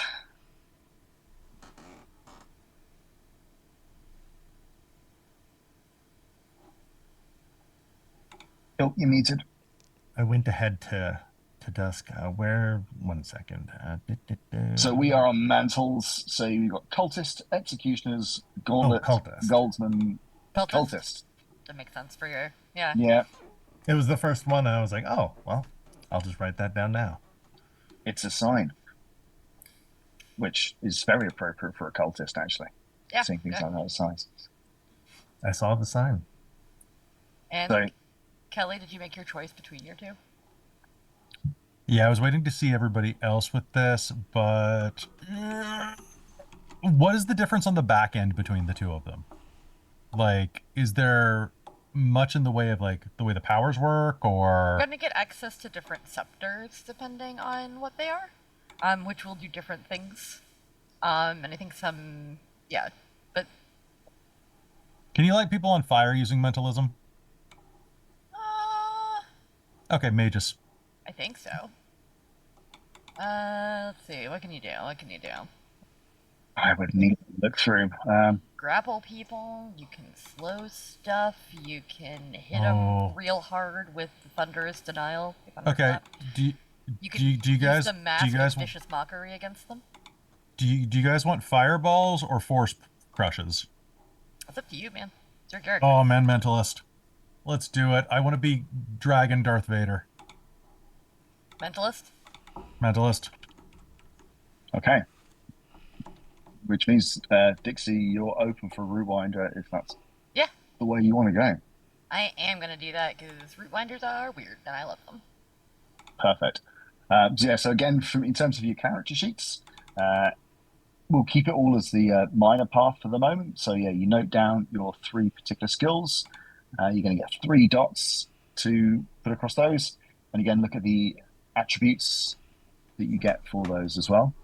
I'm kind of ignoring the contacts piece at the moment, simply because as a one-shot, I suspect we'll probably focus more on our particular story than some of the contacts elements in that. But certainly as you're filling in your character sheets later on, if you do have ideas of people you might think of as contacts based around whatever, by all means put things in there, because for everyone else watching, contacts still exist. You still get dots to assign to them, and they give you tags, which means they're going to have particular skills in particular places.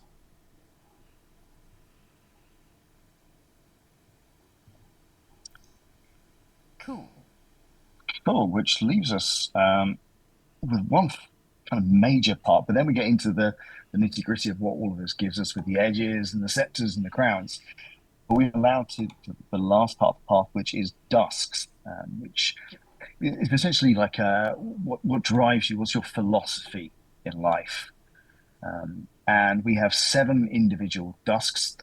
Listening to everyone's character concepts, I can already see that some of you are going to hear one of these and go, yep, that's exactly what I want. This fits perfectly with where we're going.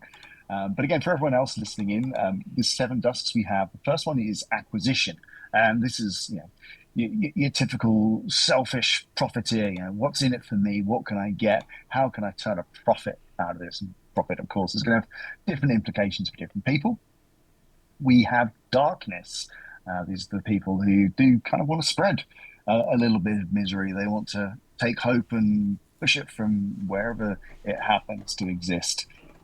It's a bad place. Let's make things worse.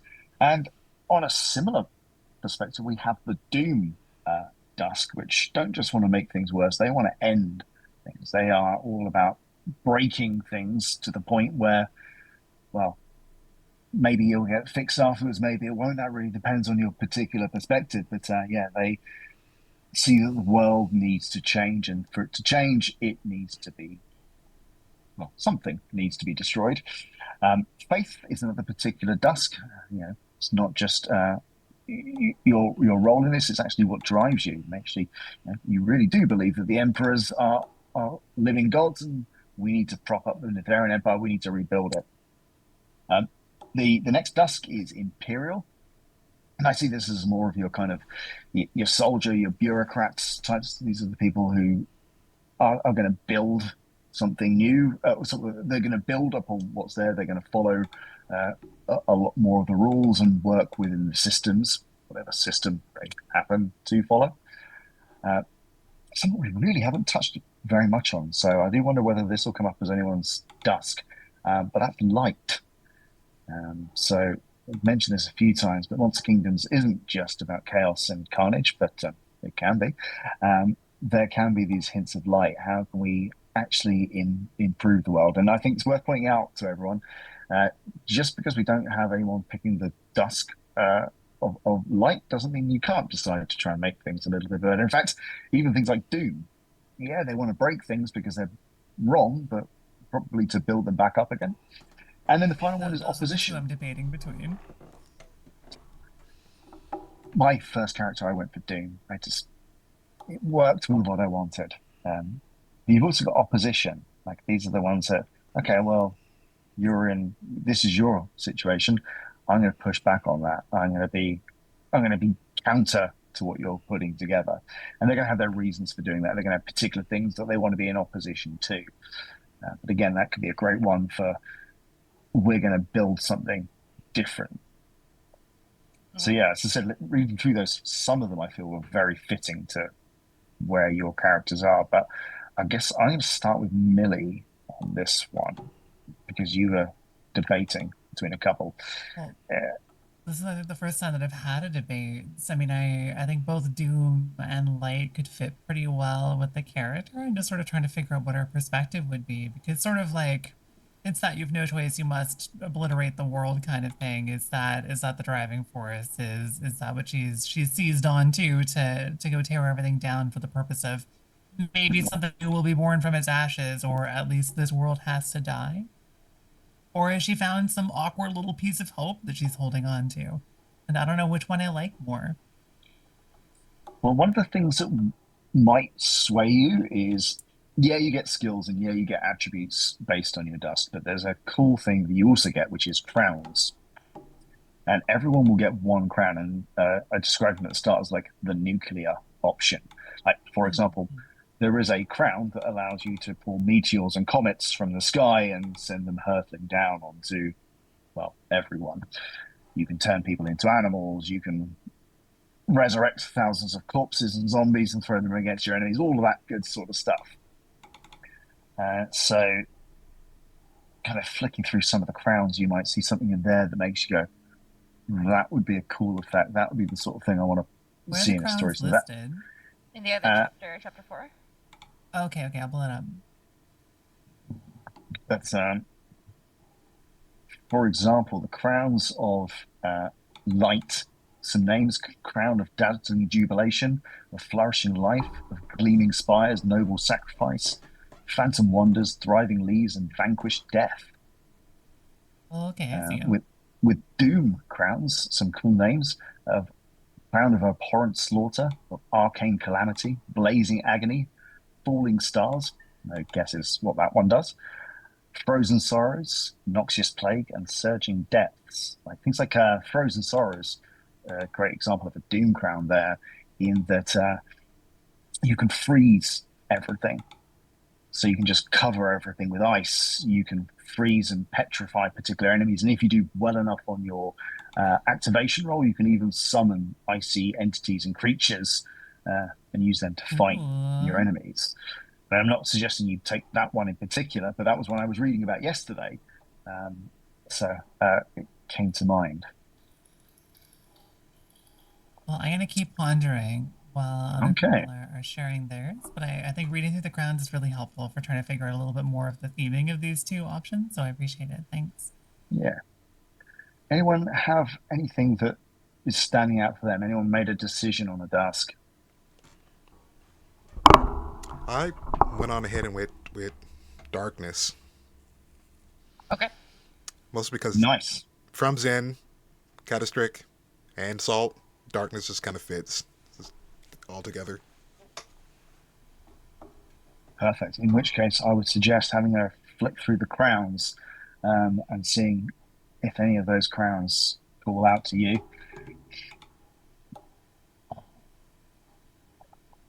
Dixie, I guess you're kind of familiar with a lot of these, so while everyone else is having a bit of a think, I'd describe that as familiar with them, yeah. Yeah.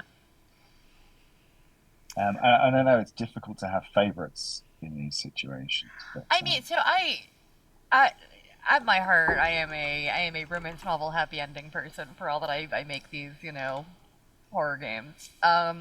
So my favorite's gonna be Light, because I'm always gonna be about like playing that character who is bringing hope to a hopeless world, because that's the kind of trope that makes me cry in media, right?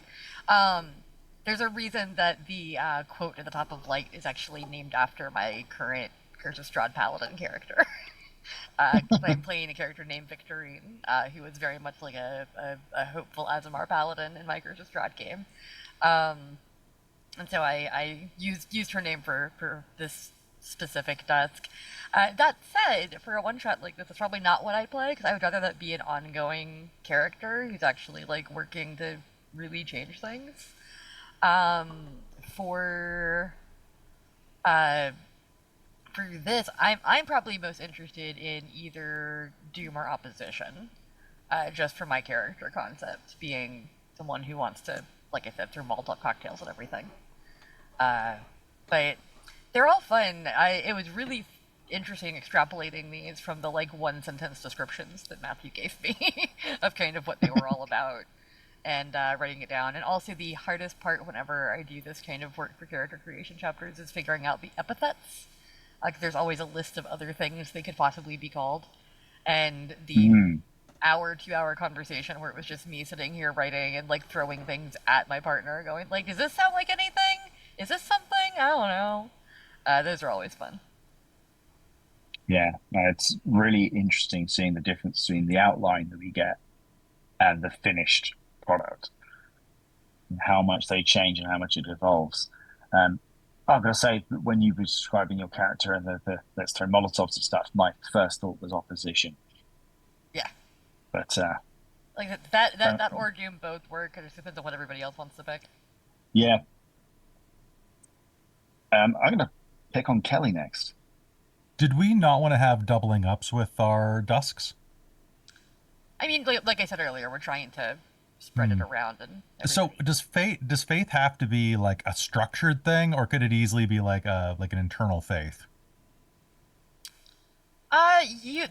Generally this is from one of the doctrines. If you think of it, like I said, like a cleric in D&D.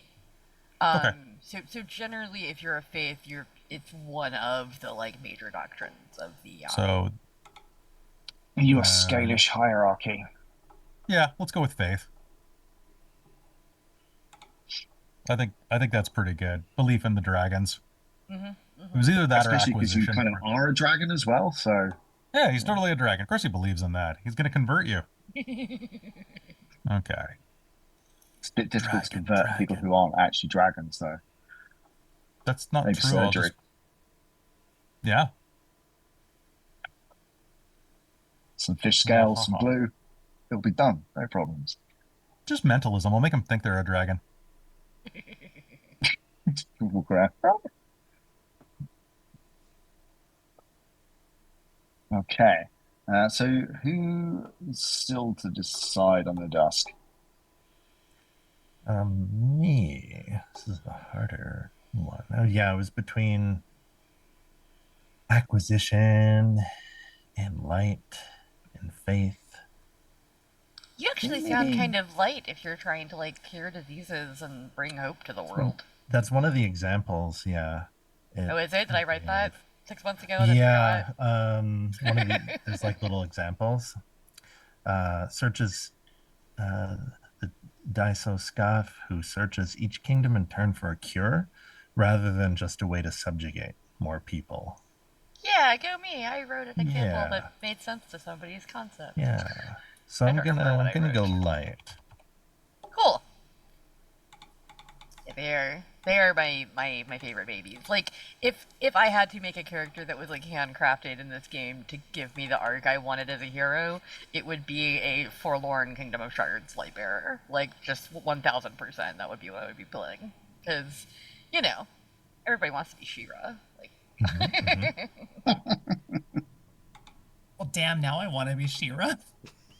no, you're Too Utna. late. You're a You're a vampire vampire. Utna. We In figured this real out. life, I want to be She-Ra. In the tabletop game, I want to be Utna. That, well, or one of the villains from Utna.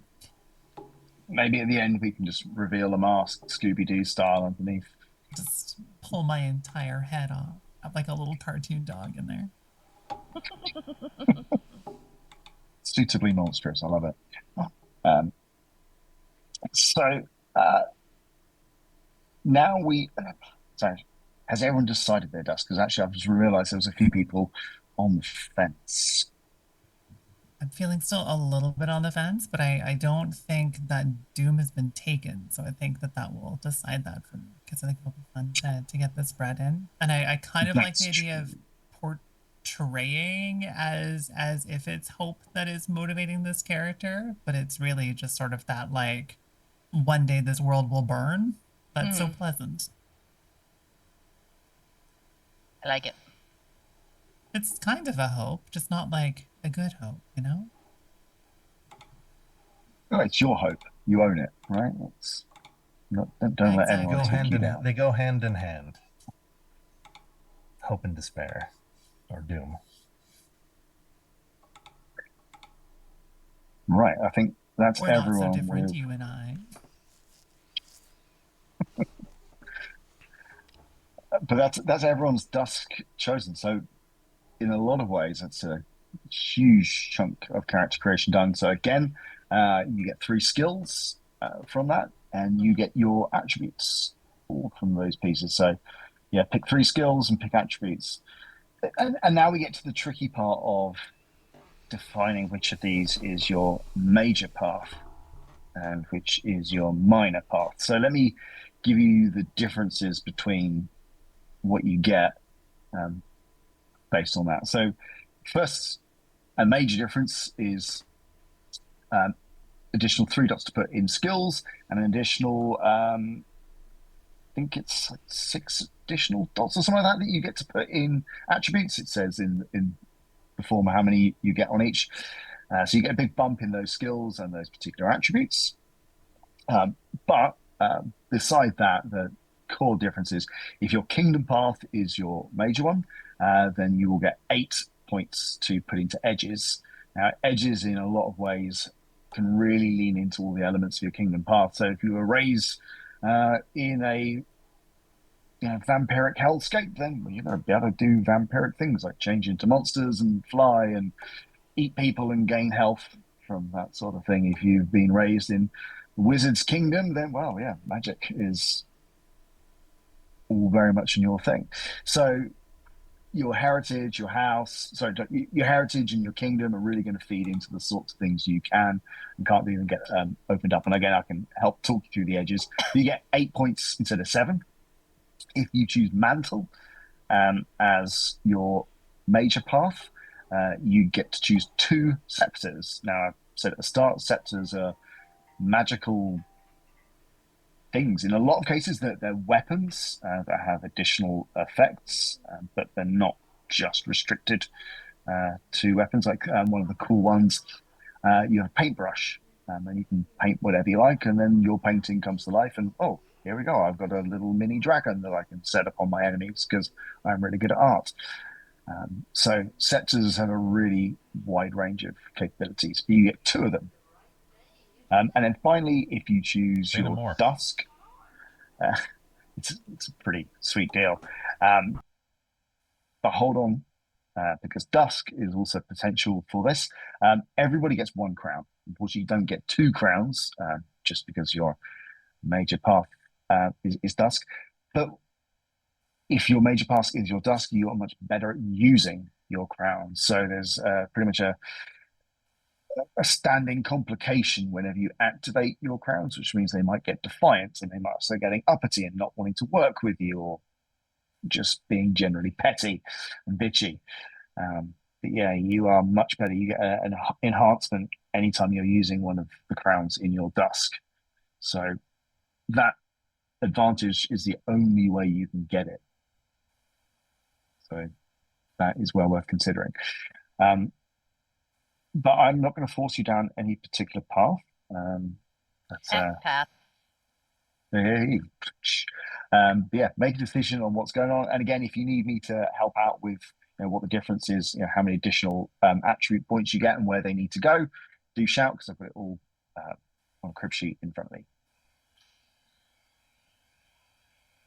So I think I mostly want to check in to make sure I've done attributes correctly, because it's been a while since I've done one of these games. So I've taken all of the numbers from like major path and the 2 minor paths. And so it's like mental 2, and then the other one's mental 3, another one's mental 1. The total should be 6 additional dots of mental on top of those 1 dots I started with. Is that right? So yeah, everyone starts with 1 dot in every single attribute, and then you would get. And then let's say my major path gives me mental 2.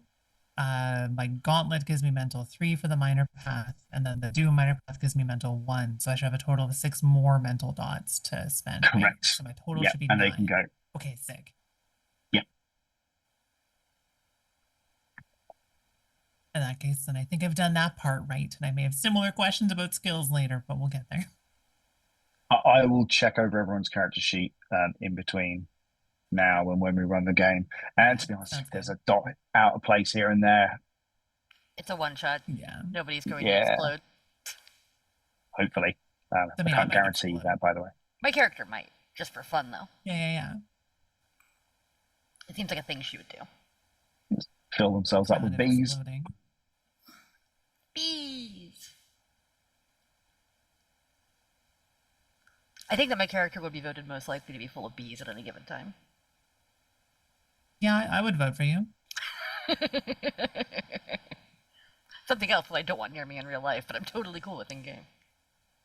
Well, let's see if we can make it happen. I'm not sure if there is a crown of bees. I don't think there is a crown of bees, but I want one now. I will petition for it in any player's guide. There is a crown of beastly metamorphosis, which could be really fun. Just anytime you say the name of the crown, somebody interrupts you before you get to the rest of it, and everyone just thinks it's about bees. The crown of bees. Oh no, that's a great bee. I'll use that one. Unleash the bees. No, it's not. That's probably the one I'm presuming. Actually, I'm presuming beastly metamorphosis is you can change someone into some sort of beast. Could you change someone into some form of bee? Maybe. It just says animal forms. It doesn't say. There we go. Swarm of bees. That is one hell of a curse, isn't it?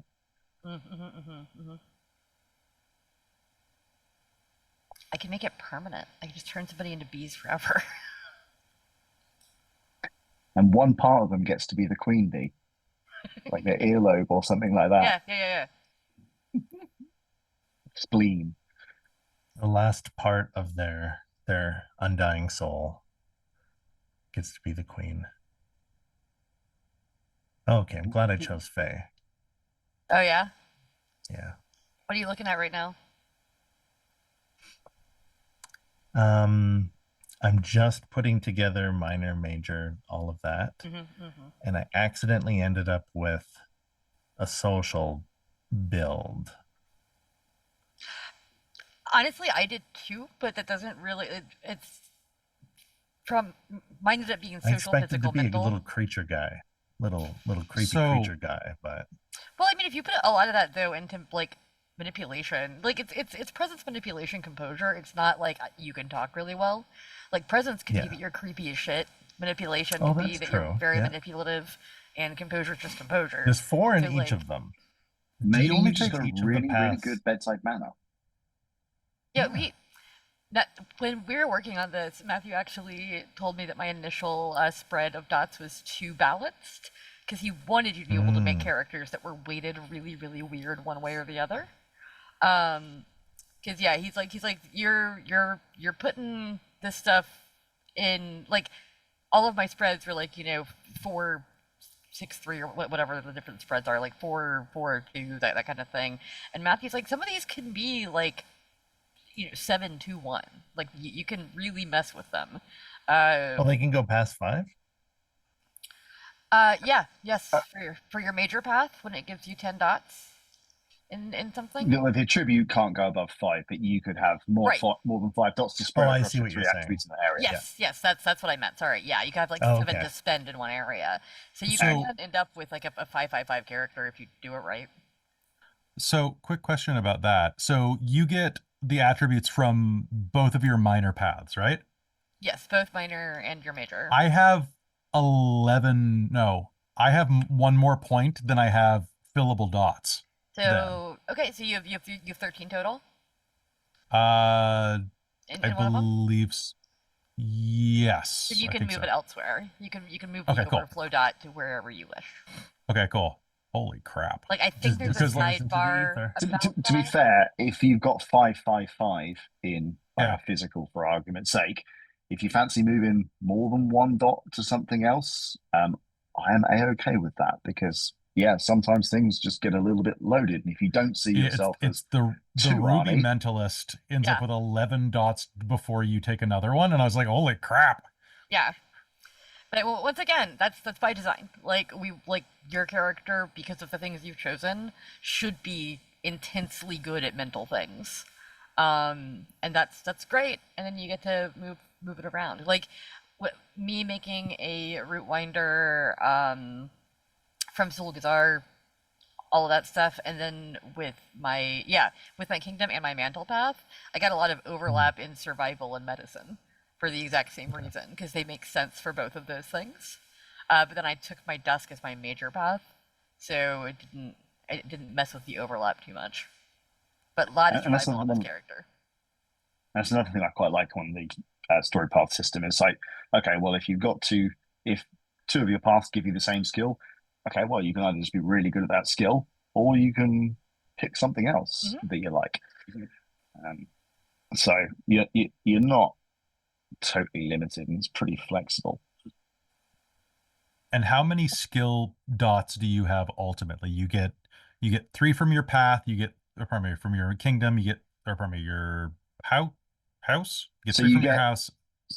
6 in your major path, and then 3 in each of your minor paths. So you will get 6, 9, 12 skills. Okay. There's more to come, but Okay. where we are at the moment, you should have 12 dots in skills. I already filled out my personal interest skills. I'm sorry, Chris. I was about to say Shame we on then you. get the 4 more dots, right? For You personal do, interest? and by the way, if you're at that stage, you get 4 more personal interest dots to just put wherever the hell you like. So what's the final total, just so I can compare against that? 16. 16.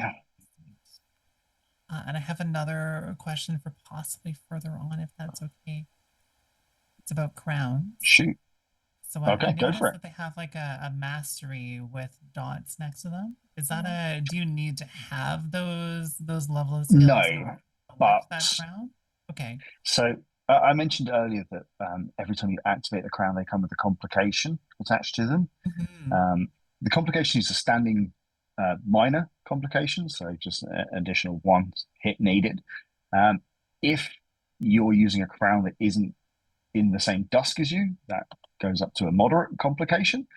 And if your mastery traits aren't at least as good as what they're specified there, then they go up.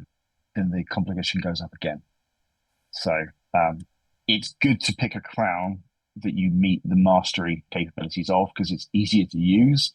Unless you just want a little bit more chaos, in which case pick something you're crap at, and it's gonna I mean, I'm keep rebelling against you. close to it, and I could swap things around for it, but I think being like not quite mastering this crown feels on brand to me. So I think I will leave it to not quite exactly having that quite mastered, because complications are fun. Yeah, you don't need to worry about actually matching what's going on there. You can still pick whichever crown you like. Okay, awesome. Yeah. So once Anyone got any other questions? Anyone still filling stuff in, or are we good to move on to the last couple of bits? I'm just looking at edges that are making my character even weirder, and they're really fun. I've got a nice spreadsheet for anyone if you want me to very quickly and easily tell you what edges are available for you. I just use Control F in the Word document for my various parts of my path. That's what I'm doing That's right another now. way. But yeah, if anyone wants me to quickly and easily tell you any edges that are available, just shout out your kingdom, heritage, and doctrine, and I can fiddle around with that and give you a nice big list. I mean, I don't mind doing that first if no one else wants to step up. Always happy to have a list. Yeah, cool. So, kingdom, your priori, right? So then I guess I am vampire gauntlet. I am. Fun sentence.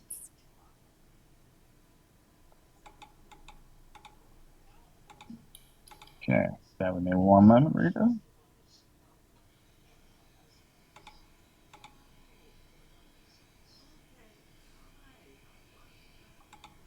Okay.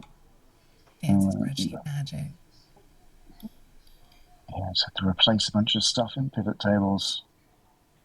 How fun.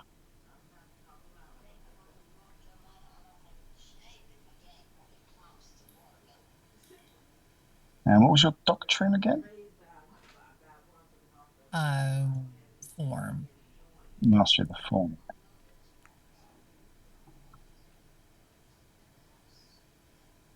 All of us sitting here reading Word documents and stuff is great streaming.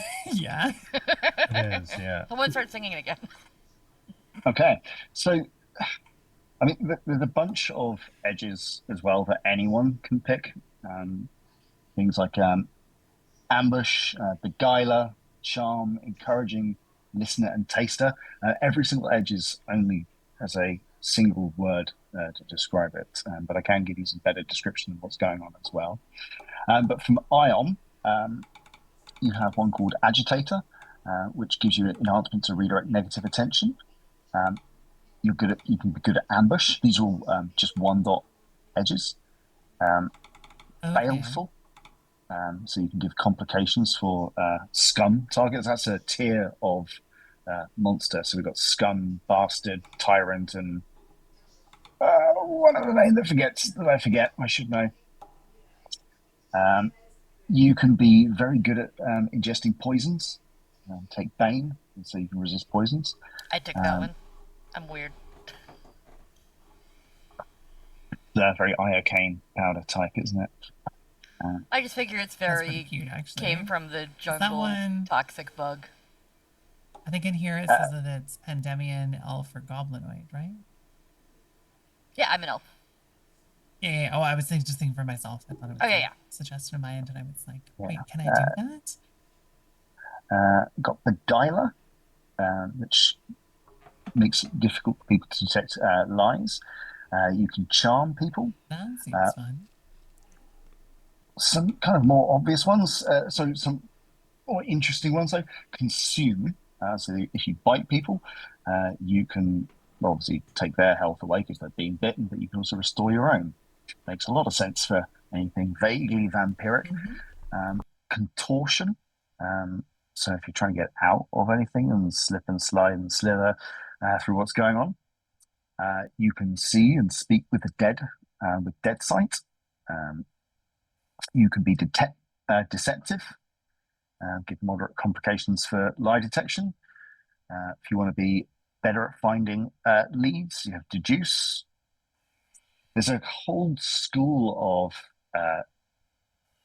edges, and this is one of them. So there's something called enchanter, and there's various different variations on this theme, and it just means any weapon you pick up gains particular tags. So enchanter means every weapon you get gains the arcane magical tag. And arcane's a quite cool tag in that it bypasses armor.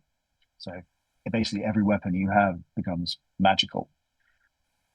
And there's some form of edge for pretty much every type of tag out there. So if you want to make every single one of your weapons deadly or gains strength and capabilities the more you hit people with it, You got capabilities like that?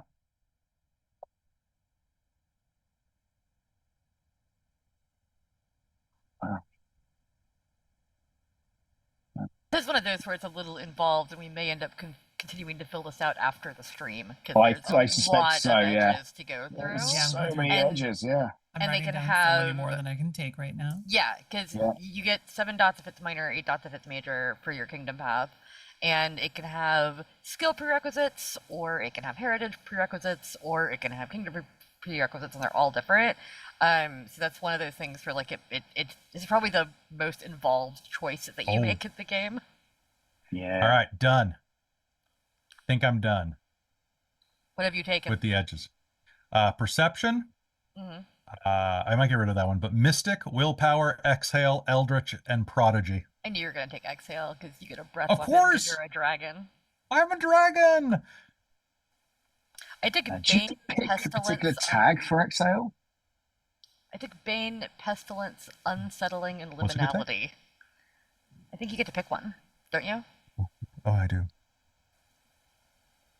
Yeah, you're like an ice dragon, an electricity dragon. I'm gonna Bees I'm dragon. a bees. I can shoot bees. No, that's my thing. Let's all shoot bees. I'll shoot wasps. I'll shoot them out of a they're- gun. You breathe them out. We all have different ways of shooting bees. That's what brings our party together. We all shoot bees. And the main villain is going to be We've all Saltbee. watched Wicker Man. Sprinkles bees. Yeah. We're gonna be the B team. Oh, I like it. The B team. We have a squad And they'll name. be like, I love it. What? They couldn't send the A team? Exactly. I just open up my briefcase full Bees. full of bees. You know what? I'm changing up perception for prestidigitation because. I just did that too. It's so good. Did you? Okay, I'll untake it. No, I think we can have some more overlap in edges if we need to. There's a lot of them. but There's a lot of edges. Exactly, but why would we? We've got a million of them.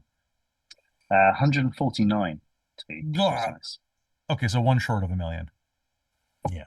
You were close. I mean, when you were Very eyeballing it, close. I can see how you came to that conclusion. Oh my god. I did something purely for chaos sake. I took liminality, which means I can step into a fold in reality if I want to and just fuck off. However, I do not have very good dots in what you have to roll to do it. And I'm doing that just for shits and grins. That's if great you- at parties, though. If you mess up, you can end up just like in a realm that you're not supposed to be in. We'll see if I keep that, but for right now it's making me giggle. I'll probably change it out for something cheaper and more utilitarian, but yeah. There's some great edges here, depending on kind of the heritage and Mhm. kingdom that you're coming from. So I quite like a lot of the undead ones and the ability to say, okay, yeah, I'm undead, so I'm not going to suffer from exhaustion or poisons and toxins, or I'm actually, it's not just I'm undead, I'm unalive, so I can only be killed by particular weapons. You cannot destroy me. Oh, I can't take malodorous, which means I can't take virulent, which means I can't take plague. But you wanted to Oh, cure shucks. people. Why would you take plague? Because it makes you immune to it, and so you you're not I affected can see by that as a great reason why you would have actually decided to do that. Is there anything in your setup that you could change that would do that? I can't remember where it. Malodorous. No, it would change me what into a. I'd have to Malodorous be has. vampire or wraith. It looks like the. That's okay. I like everything out as it is. There's I so can many see other them edges as a here. wraith, though. That's like the. Yeah, I can see that too. Just for a vibes check-in, is anyone already thinking about taking Dead Sight, the one where you can see and talk to the dead? Not I haven't for even me. found that yet. That makes sense for It you. sounds cool.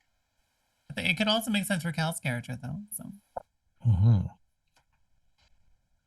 See and Tell talk to me the more dead. about how you No, I help suffered the with your living. plague. What were your symptoms before you passed over?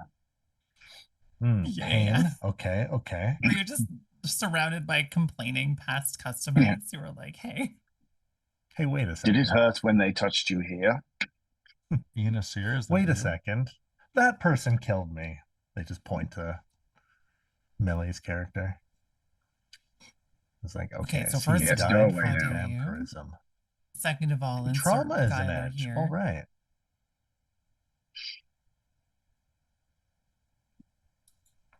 There's so many. Wait, how many do we get? Depends if Kingdom Path is your major or minor. 7 if it's a minor path, and 8 if it is a major path.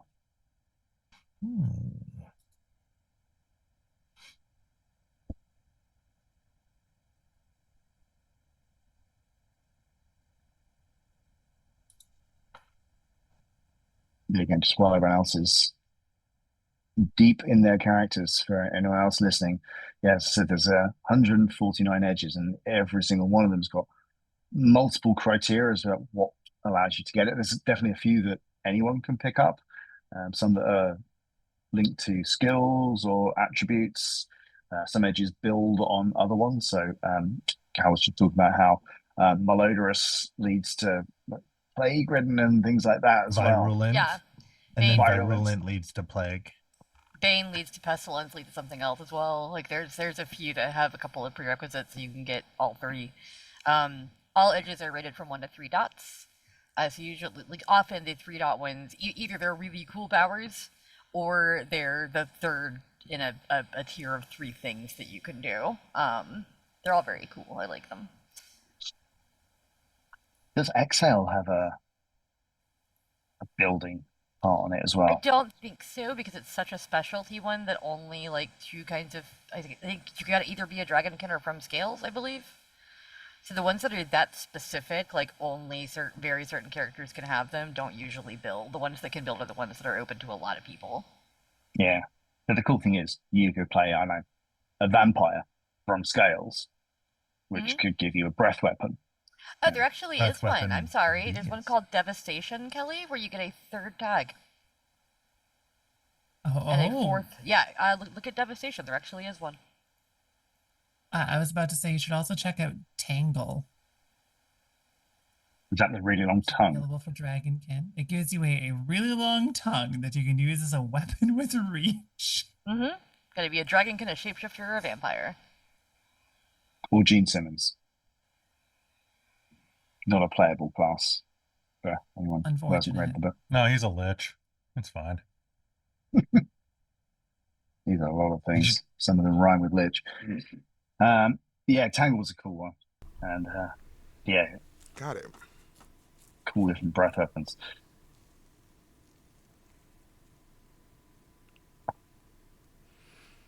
I went mostly, with the exception of like tough, and everything else was like social, so encouraging, charm, menace, and striking. Did you pick up any ones that kind of lean into the elemental side of your character? Because there's quite a few for the elementals. I think I want to say that's what tough end is. I think there was like a thing where I could use, and let me just make sure that's how it works. Okay, and then we all get 1 crown. You all get 1 crown, yeah. But And at least 1 scepter, I think, right? 1 I for have minor, 2 2 for scepters. major. 1 2 for for minor, major, 2 for yeah. major. So if Magus is your major path, then yes, you get 2. I think I finally whittled it down to 8 dots worth of edges. I definitely wrote down so many edges that I overflowed my sheet into like the gear section with edges. But The best way to do it, though, isn't it? Find what you so want. I did do my kingdom as my major path, so I've got 8 dots. I went for beguiler to mislead people, consume to eat them, glide to be able to float around a little bit. Malodorous, so I'm kind of immune to some things because I'm dead. Prestidigitation for a bit of that charming vampire magic, dark sight to see in the dark, and dead sight to see the things within it. That's a lovely And little then stab combo. them with something. Yeah. And yeah, Crow toughened, you're right. That is one of the elemental ones. So yeah, that gives you natural armor of, I think, varying degrees, depending on dots, I think, but I could be wrong. I think I might take the crown that liquefies people. Who do it? Ooh. Like, I was gonna take the beast one because Rootwinder, but, like, honestly, I forgot there was a crown that liquefied people, and I forgot that I reacted very strongly to that when I first read it. It liquefies people. Yeah, and there's like about, I think it's like 5 or 6 crowns for every dusk, so there's quite a bit of choice. And then there's another like 5 or 6 crowns that aren't associated to any dusk and just are floating open crowns as well. So Yeah. there's a ton of choice depending on whether you like liquefying people, turning people out into animals, freezing stuff, throwing meteors. I mean, the world's your oyster. I could also make one that rains toads. Or blood. Toads or blood, that sounds like a. Or Could it be bees toad blood? at story guide discretion? Could it rain bees? I mean, they'd just fly off, wouldn't they? Maybe it rains dead okay. bees. Very Bring the little pellets bees bouncing off of you. to the world. They're like, I like that the writers who did the crowns and edges, or the crowns and scepters, definitely tried to realize that, especially for the dusks, like, you could have such a wide range of characters playing each individual dusk. They tried to make sure that there was like an interesting, flavorful crown for almost anything you want to do, which I really love. And the crowns only come from your dusk, right? Yes. Correct. Yeah. Well, And you can get other ones other ways, but the one you get at character creation comes from your dusk. Through the game, you can take like monarch crowns from different kingdoms. You could slay other crown bearers and take their crowns. So you can get them from all kinds of things later. But as far as like at character creation, you get the one. Yeah. I mean, I don't think it specifies, but there's crowns that are not associated to any dusk. So if that was the crown that you wanted, I don't see any reason why not. Yeah, makes most sense to pick one that's associated to your dusk because you're just better at activating it. But yeah, as Dixie says, in terms of in-game, like, Well, a big there part aren't of the any, game is usurping it, isn't it? there aren't any crowns that aren't associated with dusk aside from the kingdom crown. There are scepters that aren't associated with any mantle, but crowns are always from dusk. Yeah. Yep, I am confusing myself. Scepters. It's okay. Thank you. Yeah. And so what's the deal if you're not, like, if you don't have the master, you just take complications? Yeah, so when you activate the crown, you roll the skill and attribute that is specified there, regardless of how many dots you got in them, against difficulty 1. If the crown didn't match your dusk, which won't be the case in your part, then the complication goes up by 1. If your mastery traits aren't as good as what is specified there, then the complication goes up by 1 as well. Okay. So yeah, it doesn't stop you from using it. It just means you've got a higher chance of it rebelling against you. So one of the features of crowns is they can be in defiance of you. So they might decide, well, yeah, you want to cool down fireballs. I'll cool down fireballs tomorrow. And they're just going to do it at a time of their choosing, or they're going to make it much harder for you to do it the next time. Okay, yeah, I'll do it for you now, but tomorrow you're out of luck. So it depends on how you get different defiance effects depending on what you're trying to pick up and what you're trying to do. Okay. I'm trying to decide if I want the storm crown or the liquefy people crown. They're both very cool. What does the storm crown do? I mean, it sounds like it's going to be the raining phantasmal storms. Yeah, you can make unnatural storms. You can terrify people, and some of the tricks are things like an eerie creature emerging from the storm to serve the crown bearer, or the falling sky area effect, that kind of thing. And then liquefying people is what it sounds like. You can liquefy them, and then you can make them into like acidic oozes that do stuff. I mean, and I can become an ooze, which also sounds very up my alley. I kind of feel that the liquefy one sounds too cool to ignore. Yeah, running a crown in molten Uh, mush. It kind of does, yeah. I mean, yeah, we've all seen weather effects. I mean, Yeah, it's we true. had a It's storm true. in England yesterday, right? But I've never seen anybody liquefied. You're not watching the right movies. I mean, in real life, I've seen Terminator 2. Anyone need any help on crowds, or anyone kind of going between a I couple of chose them? And I chose Crown of Vanquished Death. So don't worry, okay, you guys will be fine. Nobody, and it's under light. I like that. I think that I've that one chosen. was a light crown, wasn't it? Yeah. Yeah. So yeah, you Alright, all gain the so- undying status effect.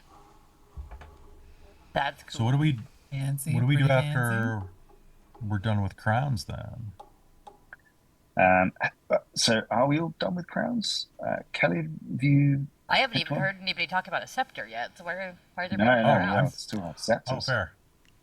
Oh, I'm taking Mask of Vicious Mockery and Bell of the Grasping Abyss. Because I need to break people's brains and then use tentacles.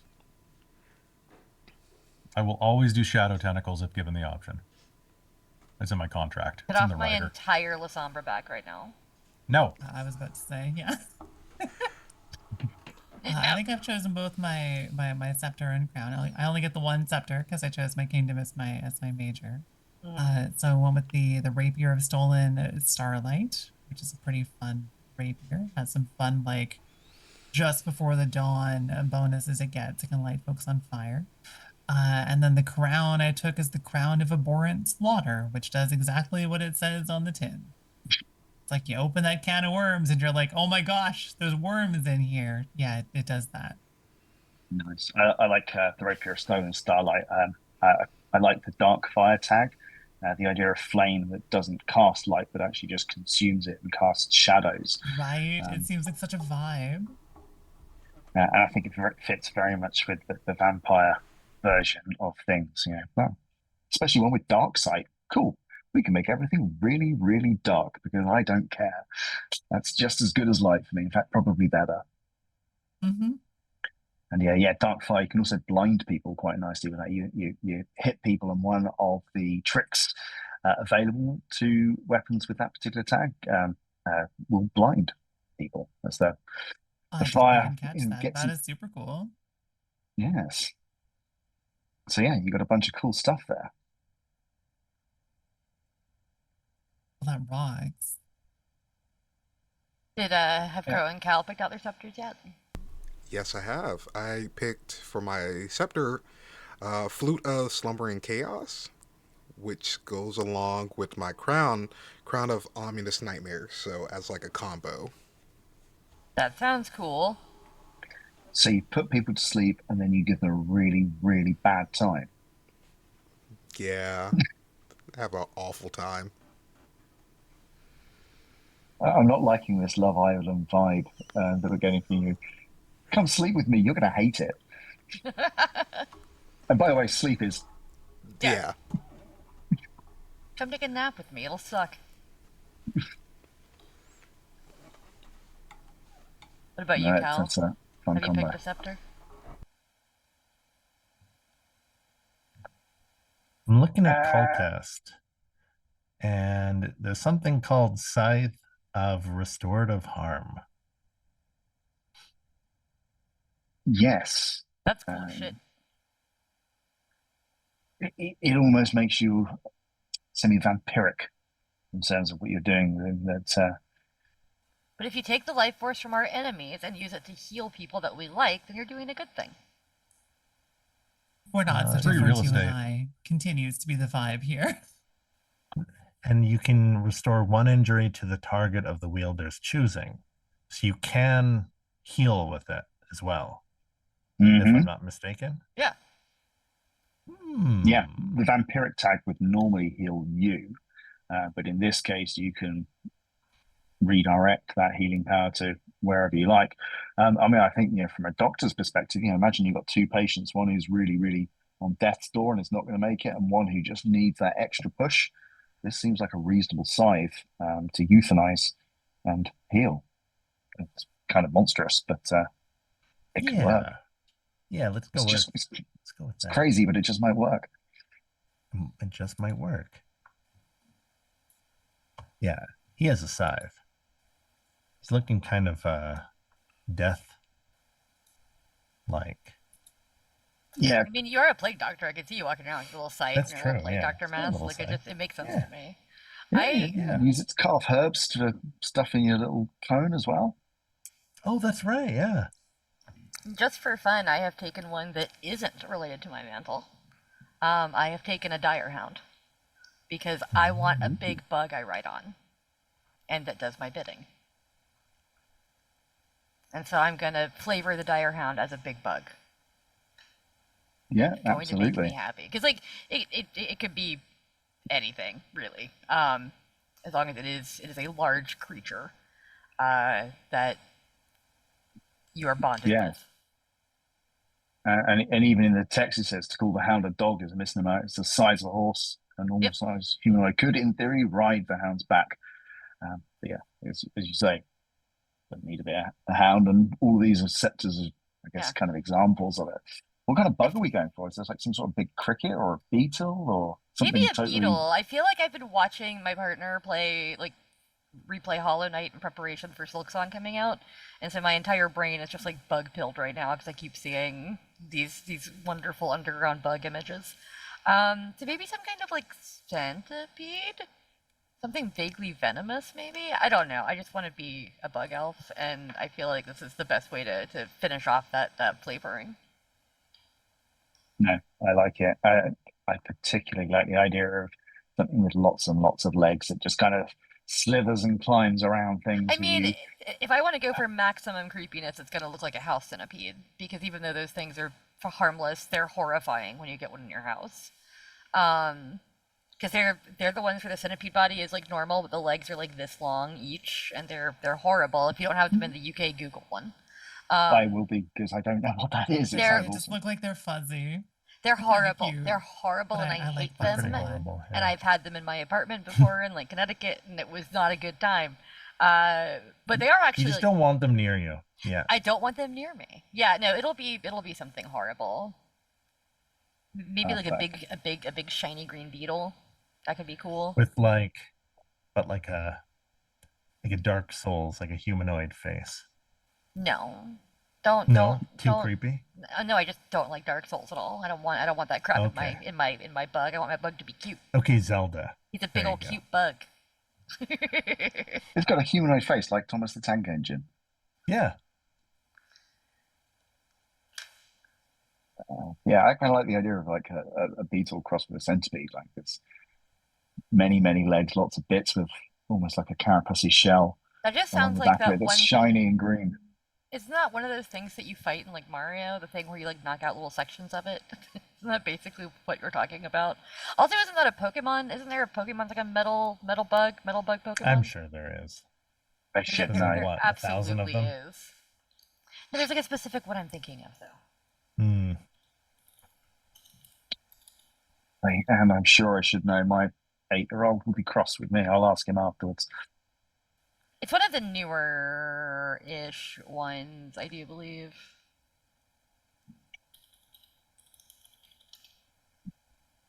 But I guess in terms of character creation, if we've added on our bonus skill dots, if we picked our 7/8 edge dots, chosen a scepter or two, and picked a crown. Did anyone go for Dusk Path as their major path? I did. Fantastic. Oh, we got 2 Dusk Path. So make sure on your character sheet that you record that you get the +1 enhancement for donning your crowns. Because that's the sort of thing that I certainly will forget. So I'm going to be relying on you to remind me on that one when we play next week. And I think really there's kind of one kind of major. There's a couple of tiny little bits actually. Bonds. Everybody gets some bonds to share with the characters. I know we're going to need to name these characters at some point, Has anyone thought of a name? I appreciate this is the sort of thing that can very easily wait for picking up, but if we're picking up bonds, it's makes it easier. But everyone gets 1 bond rated at 2, and 2 bonds rated at 1, which means that one of you is going to be left out. Yeah, everybody will have 1 person left out, which is fine. So yeah, we're going to pick some bonds. Again, we can fill in some of those blanks over the week. You do get some equipment as well. So you can pick you can pick 2 out of these 3. You can either pick a piece of armor, a weapon, or a piece of adventuring equipment. You do get to pick some just sundry items, things that are useful and part of your characters. But yeah, in terms of rules and utility, you can pick 2 out of armor, weapon, adventuring equipment. And they do come with a set of tags. We'll have to read those out for you if you need them. Nice. I'm going to go with the name Master Novaris Zin. How are you going to go with the name Navarre Zin and the title you would like people to call you as Master? I will not be calling you that. Master's my first name. Master's his first name. No. I we're not changed gonna dad is Novaris Zin. You're not going to force me to call you that for a whole stream. It's not happening. No way. You can call me Mister. It's like Mr. T called himself that, so everyone would have to address him as Mr. That's true. Well, there you go. That could. It sounds like His you're not a Bond. I don't think my with you two. character. I don't think my character would give anybody an honorific. She wants nature to take back over.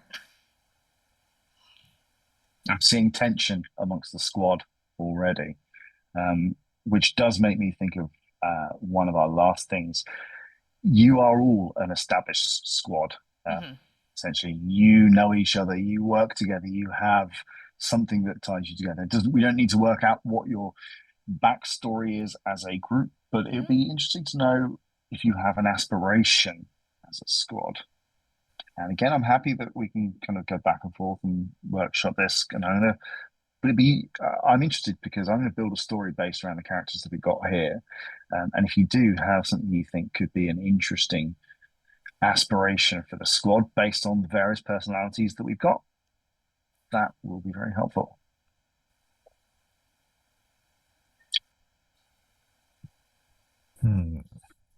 We got a vampire guy. We got a guy that's salt.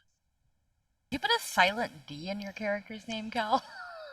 Yeah. You know I'm gonna call you Cleodna, like without you reminding me constantly. It's just an alteration of Irish names. It's very common not to pronounce the D. You can write it on your silent but deadly. Yeah, the D is silent but deadly. That's actually just like the Celtic name for like Bob. That's a very common name apparently. Leona? It's usually a woman's name. Yeah. Oh, nice. Are there you any should name see the original lists for common names in different kingdoms? No. I will fully invent vampire sounding names then. Sounds good. Just Google vampire name generator. Here, hold on. I would also say that really lean into some of the kind of more trashy aspects. I mean, look at some of the emperors. We've got Agonas, Sufferus, these are not people who are taking subtlety with their names. It's like one of the main cities in Zin is Doomgate. Like, imagine that. Lady Sufferus Agonoth. Yeah, they have great names. Millie, go with Lucretia and then check the French names on fantasynamegenerator.com's vampire clan names list.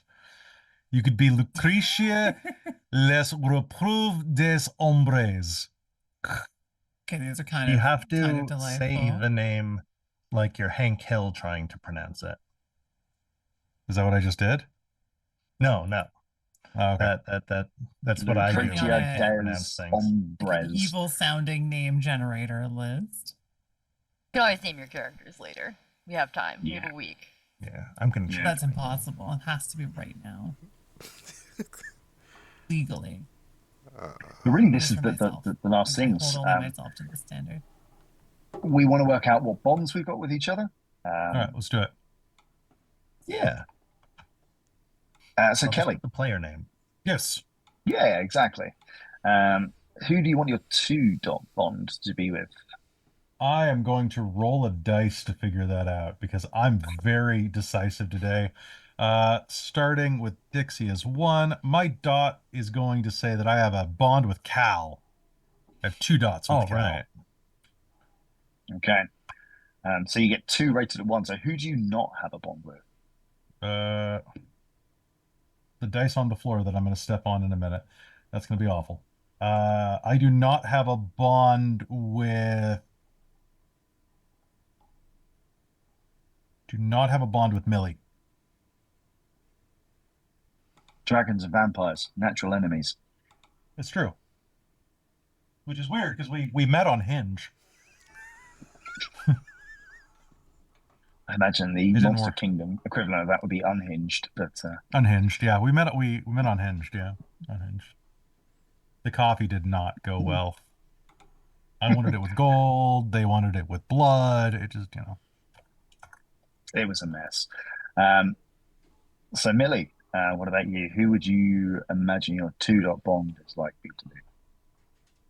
I mean, a bug elf could certainly make a lot of sense, but I kind of feel like a connection to a salt elemental sounds rad. I feel like I'm playing a very salty character, so at least there could be some connection and vibes possibly. I think I want to go. I think I want to go sitting in the corner plotting. Is there something to do with vampires and salt, or is that just the? Depends on your... There's one of the folklore ones, yeah. Somewhere, right? I imagine, like, if you throw lots of grains of salt at certain vampires, that would really mess with their day. Yeah, I think I'm gonna roll to see who my 1-dots are. Okay, so bug elf. And these don't have to be reciprocal, so like No. Kelly's not mine. Yeah, they don't have to be reciprocal. Oh, interesting. Okay, cool. And then Cleona is your name, right, Cal? I don't know what it is yet, so just put Cal. Okay, we'll do. Kelowna. Kelowna. Sounds good. Still don't have a name yet either. So then I think my 2-dot would be with Crow, then 1-dot with Dixie and Cal. Okay. So the dragon and vampire's antipathy for each other is mutual. It seems to be. The dice. It's not really antipathy. It's just that they don't care. Like, you don't care one way or the other about each other. Because you can have negative bonds. You're a dragon. Ugh. You can have negative bonds. Yeah. So because you can have negative bonds, a bond rating of 0 just means indifferent. That makes sense. Cool. Dixie, any thoughts of where your bonds are going to go? Yeah, I picked Cal's character as my 2-dot because I think that my character's into weird, naturey and venomy stuff, and Cal's character's into some naturey, plaguey stuff. I feel like those He's align trying a little different bit. poisons on you. Yeah, Does yeah. this one work? No, and nothing. I'm very difficult to poison, so I'm a great test subject. Oh, that's perfect. And then I did one for Millie's character and one for Crow, because I think that my character would not have a lot of great feelings about this very well-read, kind of uppity dragon man who wants everybody to call him master. It's like a title. It's like no one's going to give you any It's just bonds. a title. I went to school, all right? I earned it. Oh, my character also has a 1 intellect, so I don't have any respect for that. I've been playing a lot of low-int characters in games recently, and I'm actually really, really enjoying it. It's so good when you're just like overwhelmed with writing to go play an idiot. It's so good. Yeah, no, my paladin and my cleric in 2 different games right now of D&D are both at a -1 for int. My world below character. Yeah, and I'm having a blast playing these very well-meaning but not smart women. So I made another one. Guess why not? Yeah, play what you love. It's if this works for you, why give it up? Crow, what about your salty elemental. Okay, so this is where I'm going. Um, his view of Bond has flipped, so everyone's just like, "This is a positive relationship," while his is more of a, "Okay, who can I help watch the world burn?" And he's just probably I'm leaning. You know what? I'm leaning more to Dixie's character, just because I'm just like slowly lighting the Molotov and just be like, "Have fun with this." Yeah, Let's burn there it you down. go. Let's Yeah. burn it down. Yeah, go burn it down. Yeah, do great, good things. Oh, I sent I her. got a big bug. I got fire. Let's go. Yeah, that village is getting burned down, and they don't even realize it. You're doing great, sweetie. I think the one that, because Dixie's 2 dot, I think the one that he doesn't take a dot with would be Cal's Plague Doctor. Because what can I do with like someone who's trying to do good, and I'm just like, you don't you want to? All right, I guess I'll go mess with the Dragonborn and start that fight. It's like Dexter. You could be bad, but like through the means of good. You're more of a cinnamon bun, Yeah. cinnamon roll. What if I name wanna my start a character Weevil? Do Oh it. my god. What if her I name like is just that. Weevil? Yeah. I think that elves in my headcanon, elves name their children after bugs so that they can Evil have Coeval. cool bug names. So it's gonna be Weevil. Weevil the elf. The first bug the kid ever sees or something. Yeah, And yeah, Weevil the Knievel was your parent. first bug a kid ever catches.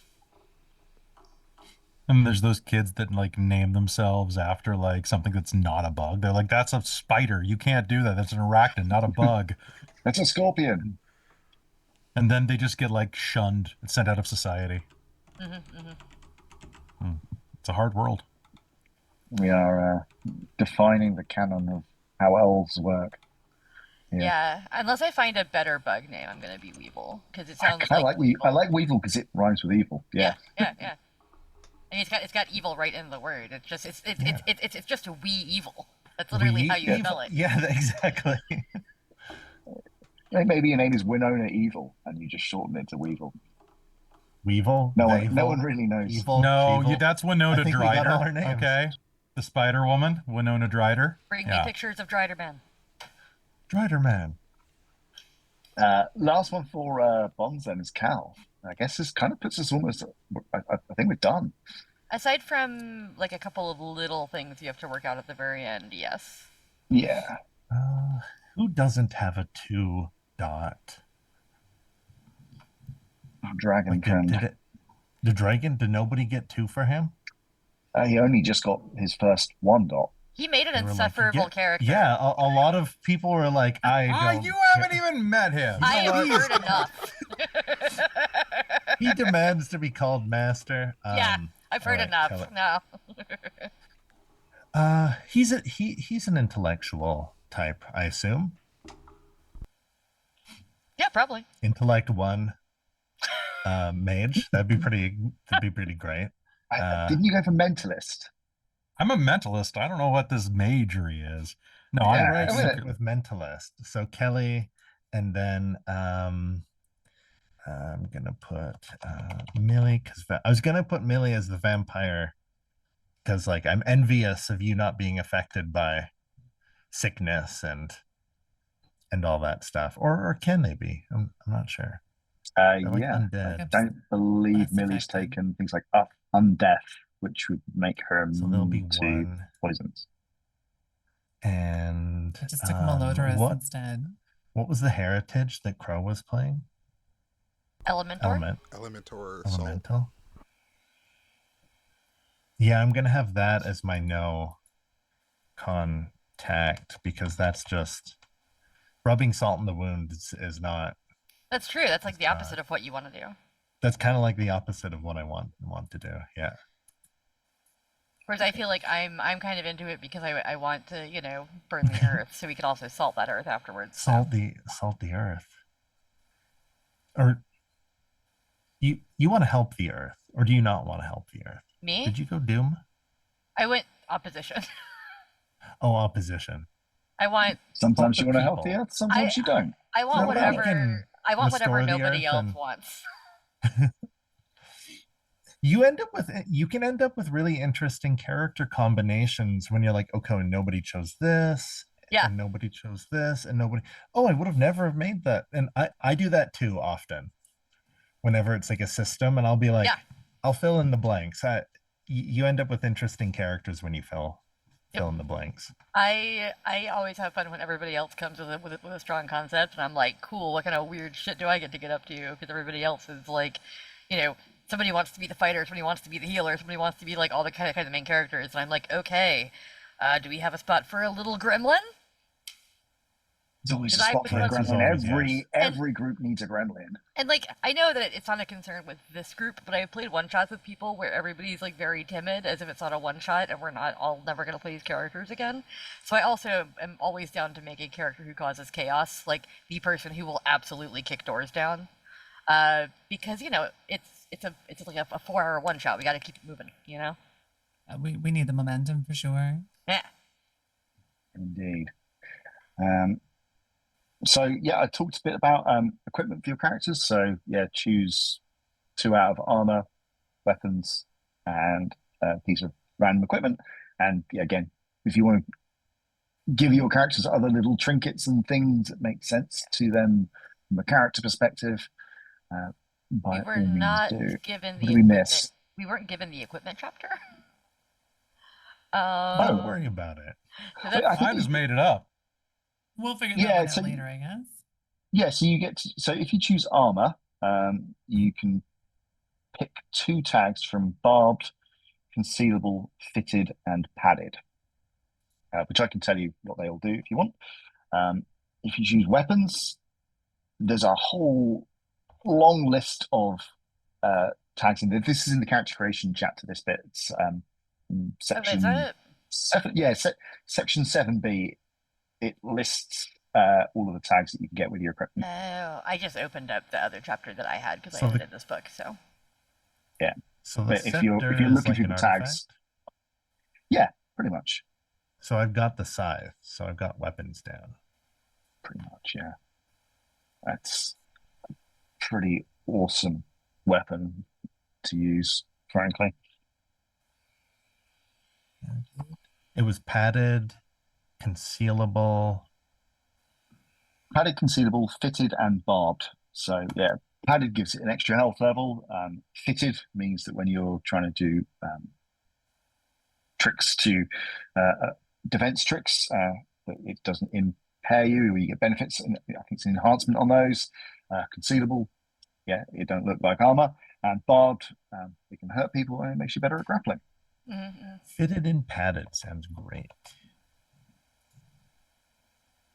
Concealable and barbed armor. Because you said we get 2 like tags of gear, right?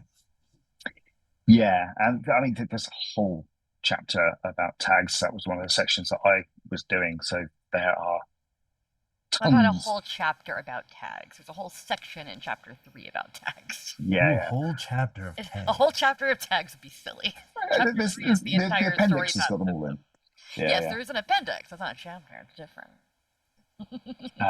Yeah, there's some pretty cool tags. I mean, one I quite like is the regenerative one, where your armor is kind of magical or alive, and it heals itself. That's a Ooh. kind of a pretty cool sort of tag, and they're all kind of particularly monstrous. So they're all going to fit in that same way. Same with the weapon ones.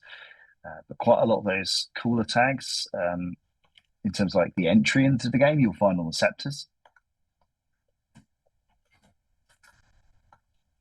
Kelly, you So should are get we the getting- alive armor like Doctor Strange. Let's have a I mean, regenerating yeah, cloak. if I can, I will. Yeah, it's not part of the opening tags that you get, but it is. Oh. In terms of the larger game, these things are there. So yeah, and something that like I guess useful for people listening in. We won't engage with this particular mechanic for the one shot, but one of the options that you get within the larger game is you get access to your own personal army that can go off and do your bidding and find things for you and capture people, do blackmail, whatever. Or you've got your own dungeon back home as well, where you've got your blacksmiths making stuff and you can send things back there for them to repurpose. They can make big weapons of wars, giant crossbows and trebuchets and all of that fun stuff. So you've got a lot of other elements that you can interact with. So if you're thinking, well, yeah, we want to start getting really funky armor and weapons, and we want to interact with these other tags, and like, you got a whole system set up to support what's going on there. Yeah. I decided that my character, because my scepter isn't a weapon, but I wanted a weapon anyway, because I have a whole bunch of ranged weapon dots. I have picked one of those cool, like, spear thrower things, so I can chuck spears at people from a distance. And at Laddle? Yeah. Yeah. At Laddle. So I'm just like riding on That's a bug, chucking spears at people. I think it sounds fun. I think one of the kind of weapons that was written up in the tags section is a big double-ended spear for the people from Sulgazar. So yeah, but that's a melee weapon. Are we getting XP as well? No. Oh, okay. So there was a 45 XP at the bottom of this, so I was like, are we getting that? I don't know where that comes from. No, I don't know either. I mean, in the larger game you get XP, but no, you don't start with any XP. All right. You've already maxed out one of your sets of attributes. You don't need XP. You're good to go, Master. Master Dragon. Oh gosh, okay. I need more skill. What do I add to dots. this? 2, 3, 4, 5, 6, 7. Okay, good.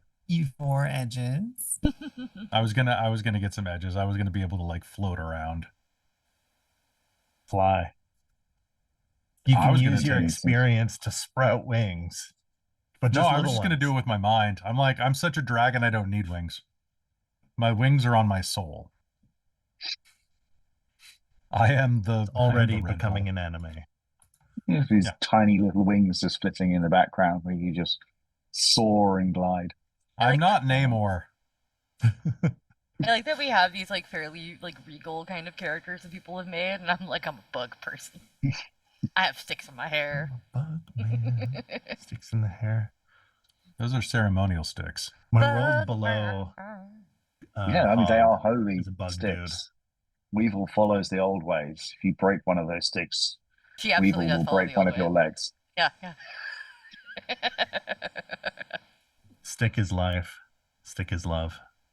I just show up to the one shot next week, which is like dirt everywhere. It'll be fun. I might do it. Like, Do it. sorry. I'm Sorry, I'm late. looking forward to see that. I was gonna redye my hair before next week, but now I might not because it's very swampy looking right now. It's very faded green. Let's hope you bring in a small centipede that you can just have like sitting on your shoulder throughout the session, just whispering in your ear, and every now and again you're like, wait. Oh yes, okay, yeah, let's I burn can just something. use one of my nuts.com bags as a little bug. Oh yeah. Green screen, it's just hovering at the side. It'll be good. I'm sure I've got something I could draw bugs on myself. I could do art. It'll be fun. I'm good for it. We are. We've actually spent quite a lot of time talking about this, but I think we've done a hell of a lot. We are at and time, yeah, so yeah. we are. Have I missed anything? I don't think so. Nothing dramatic. I don't think so.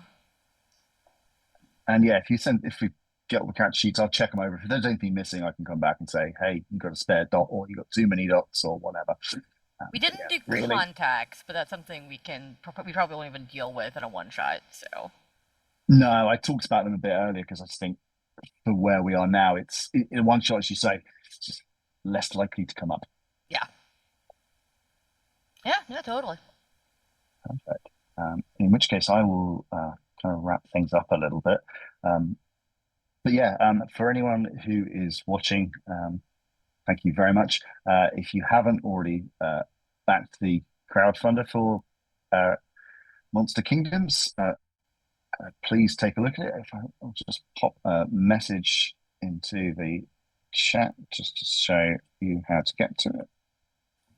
I've been doing it sporadically throughout the stream. Yeah. So.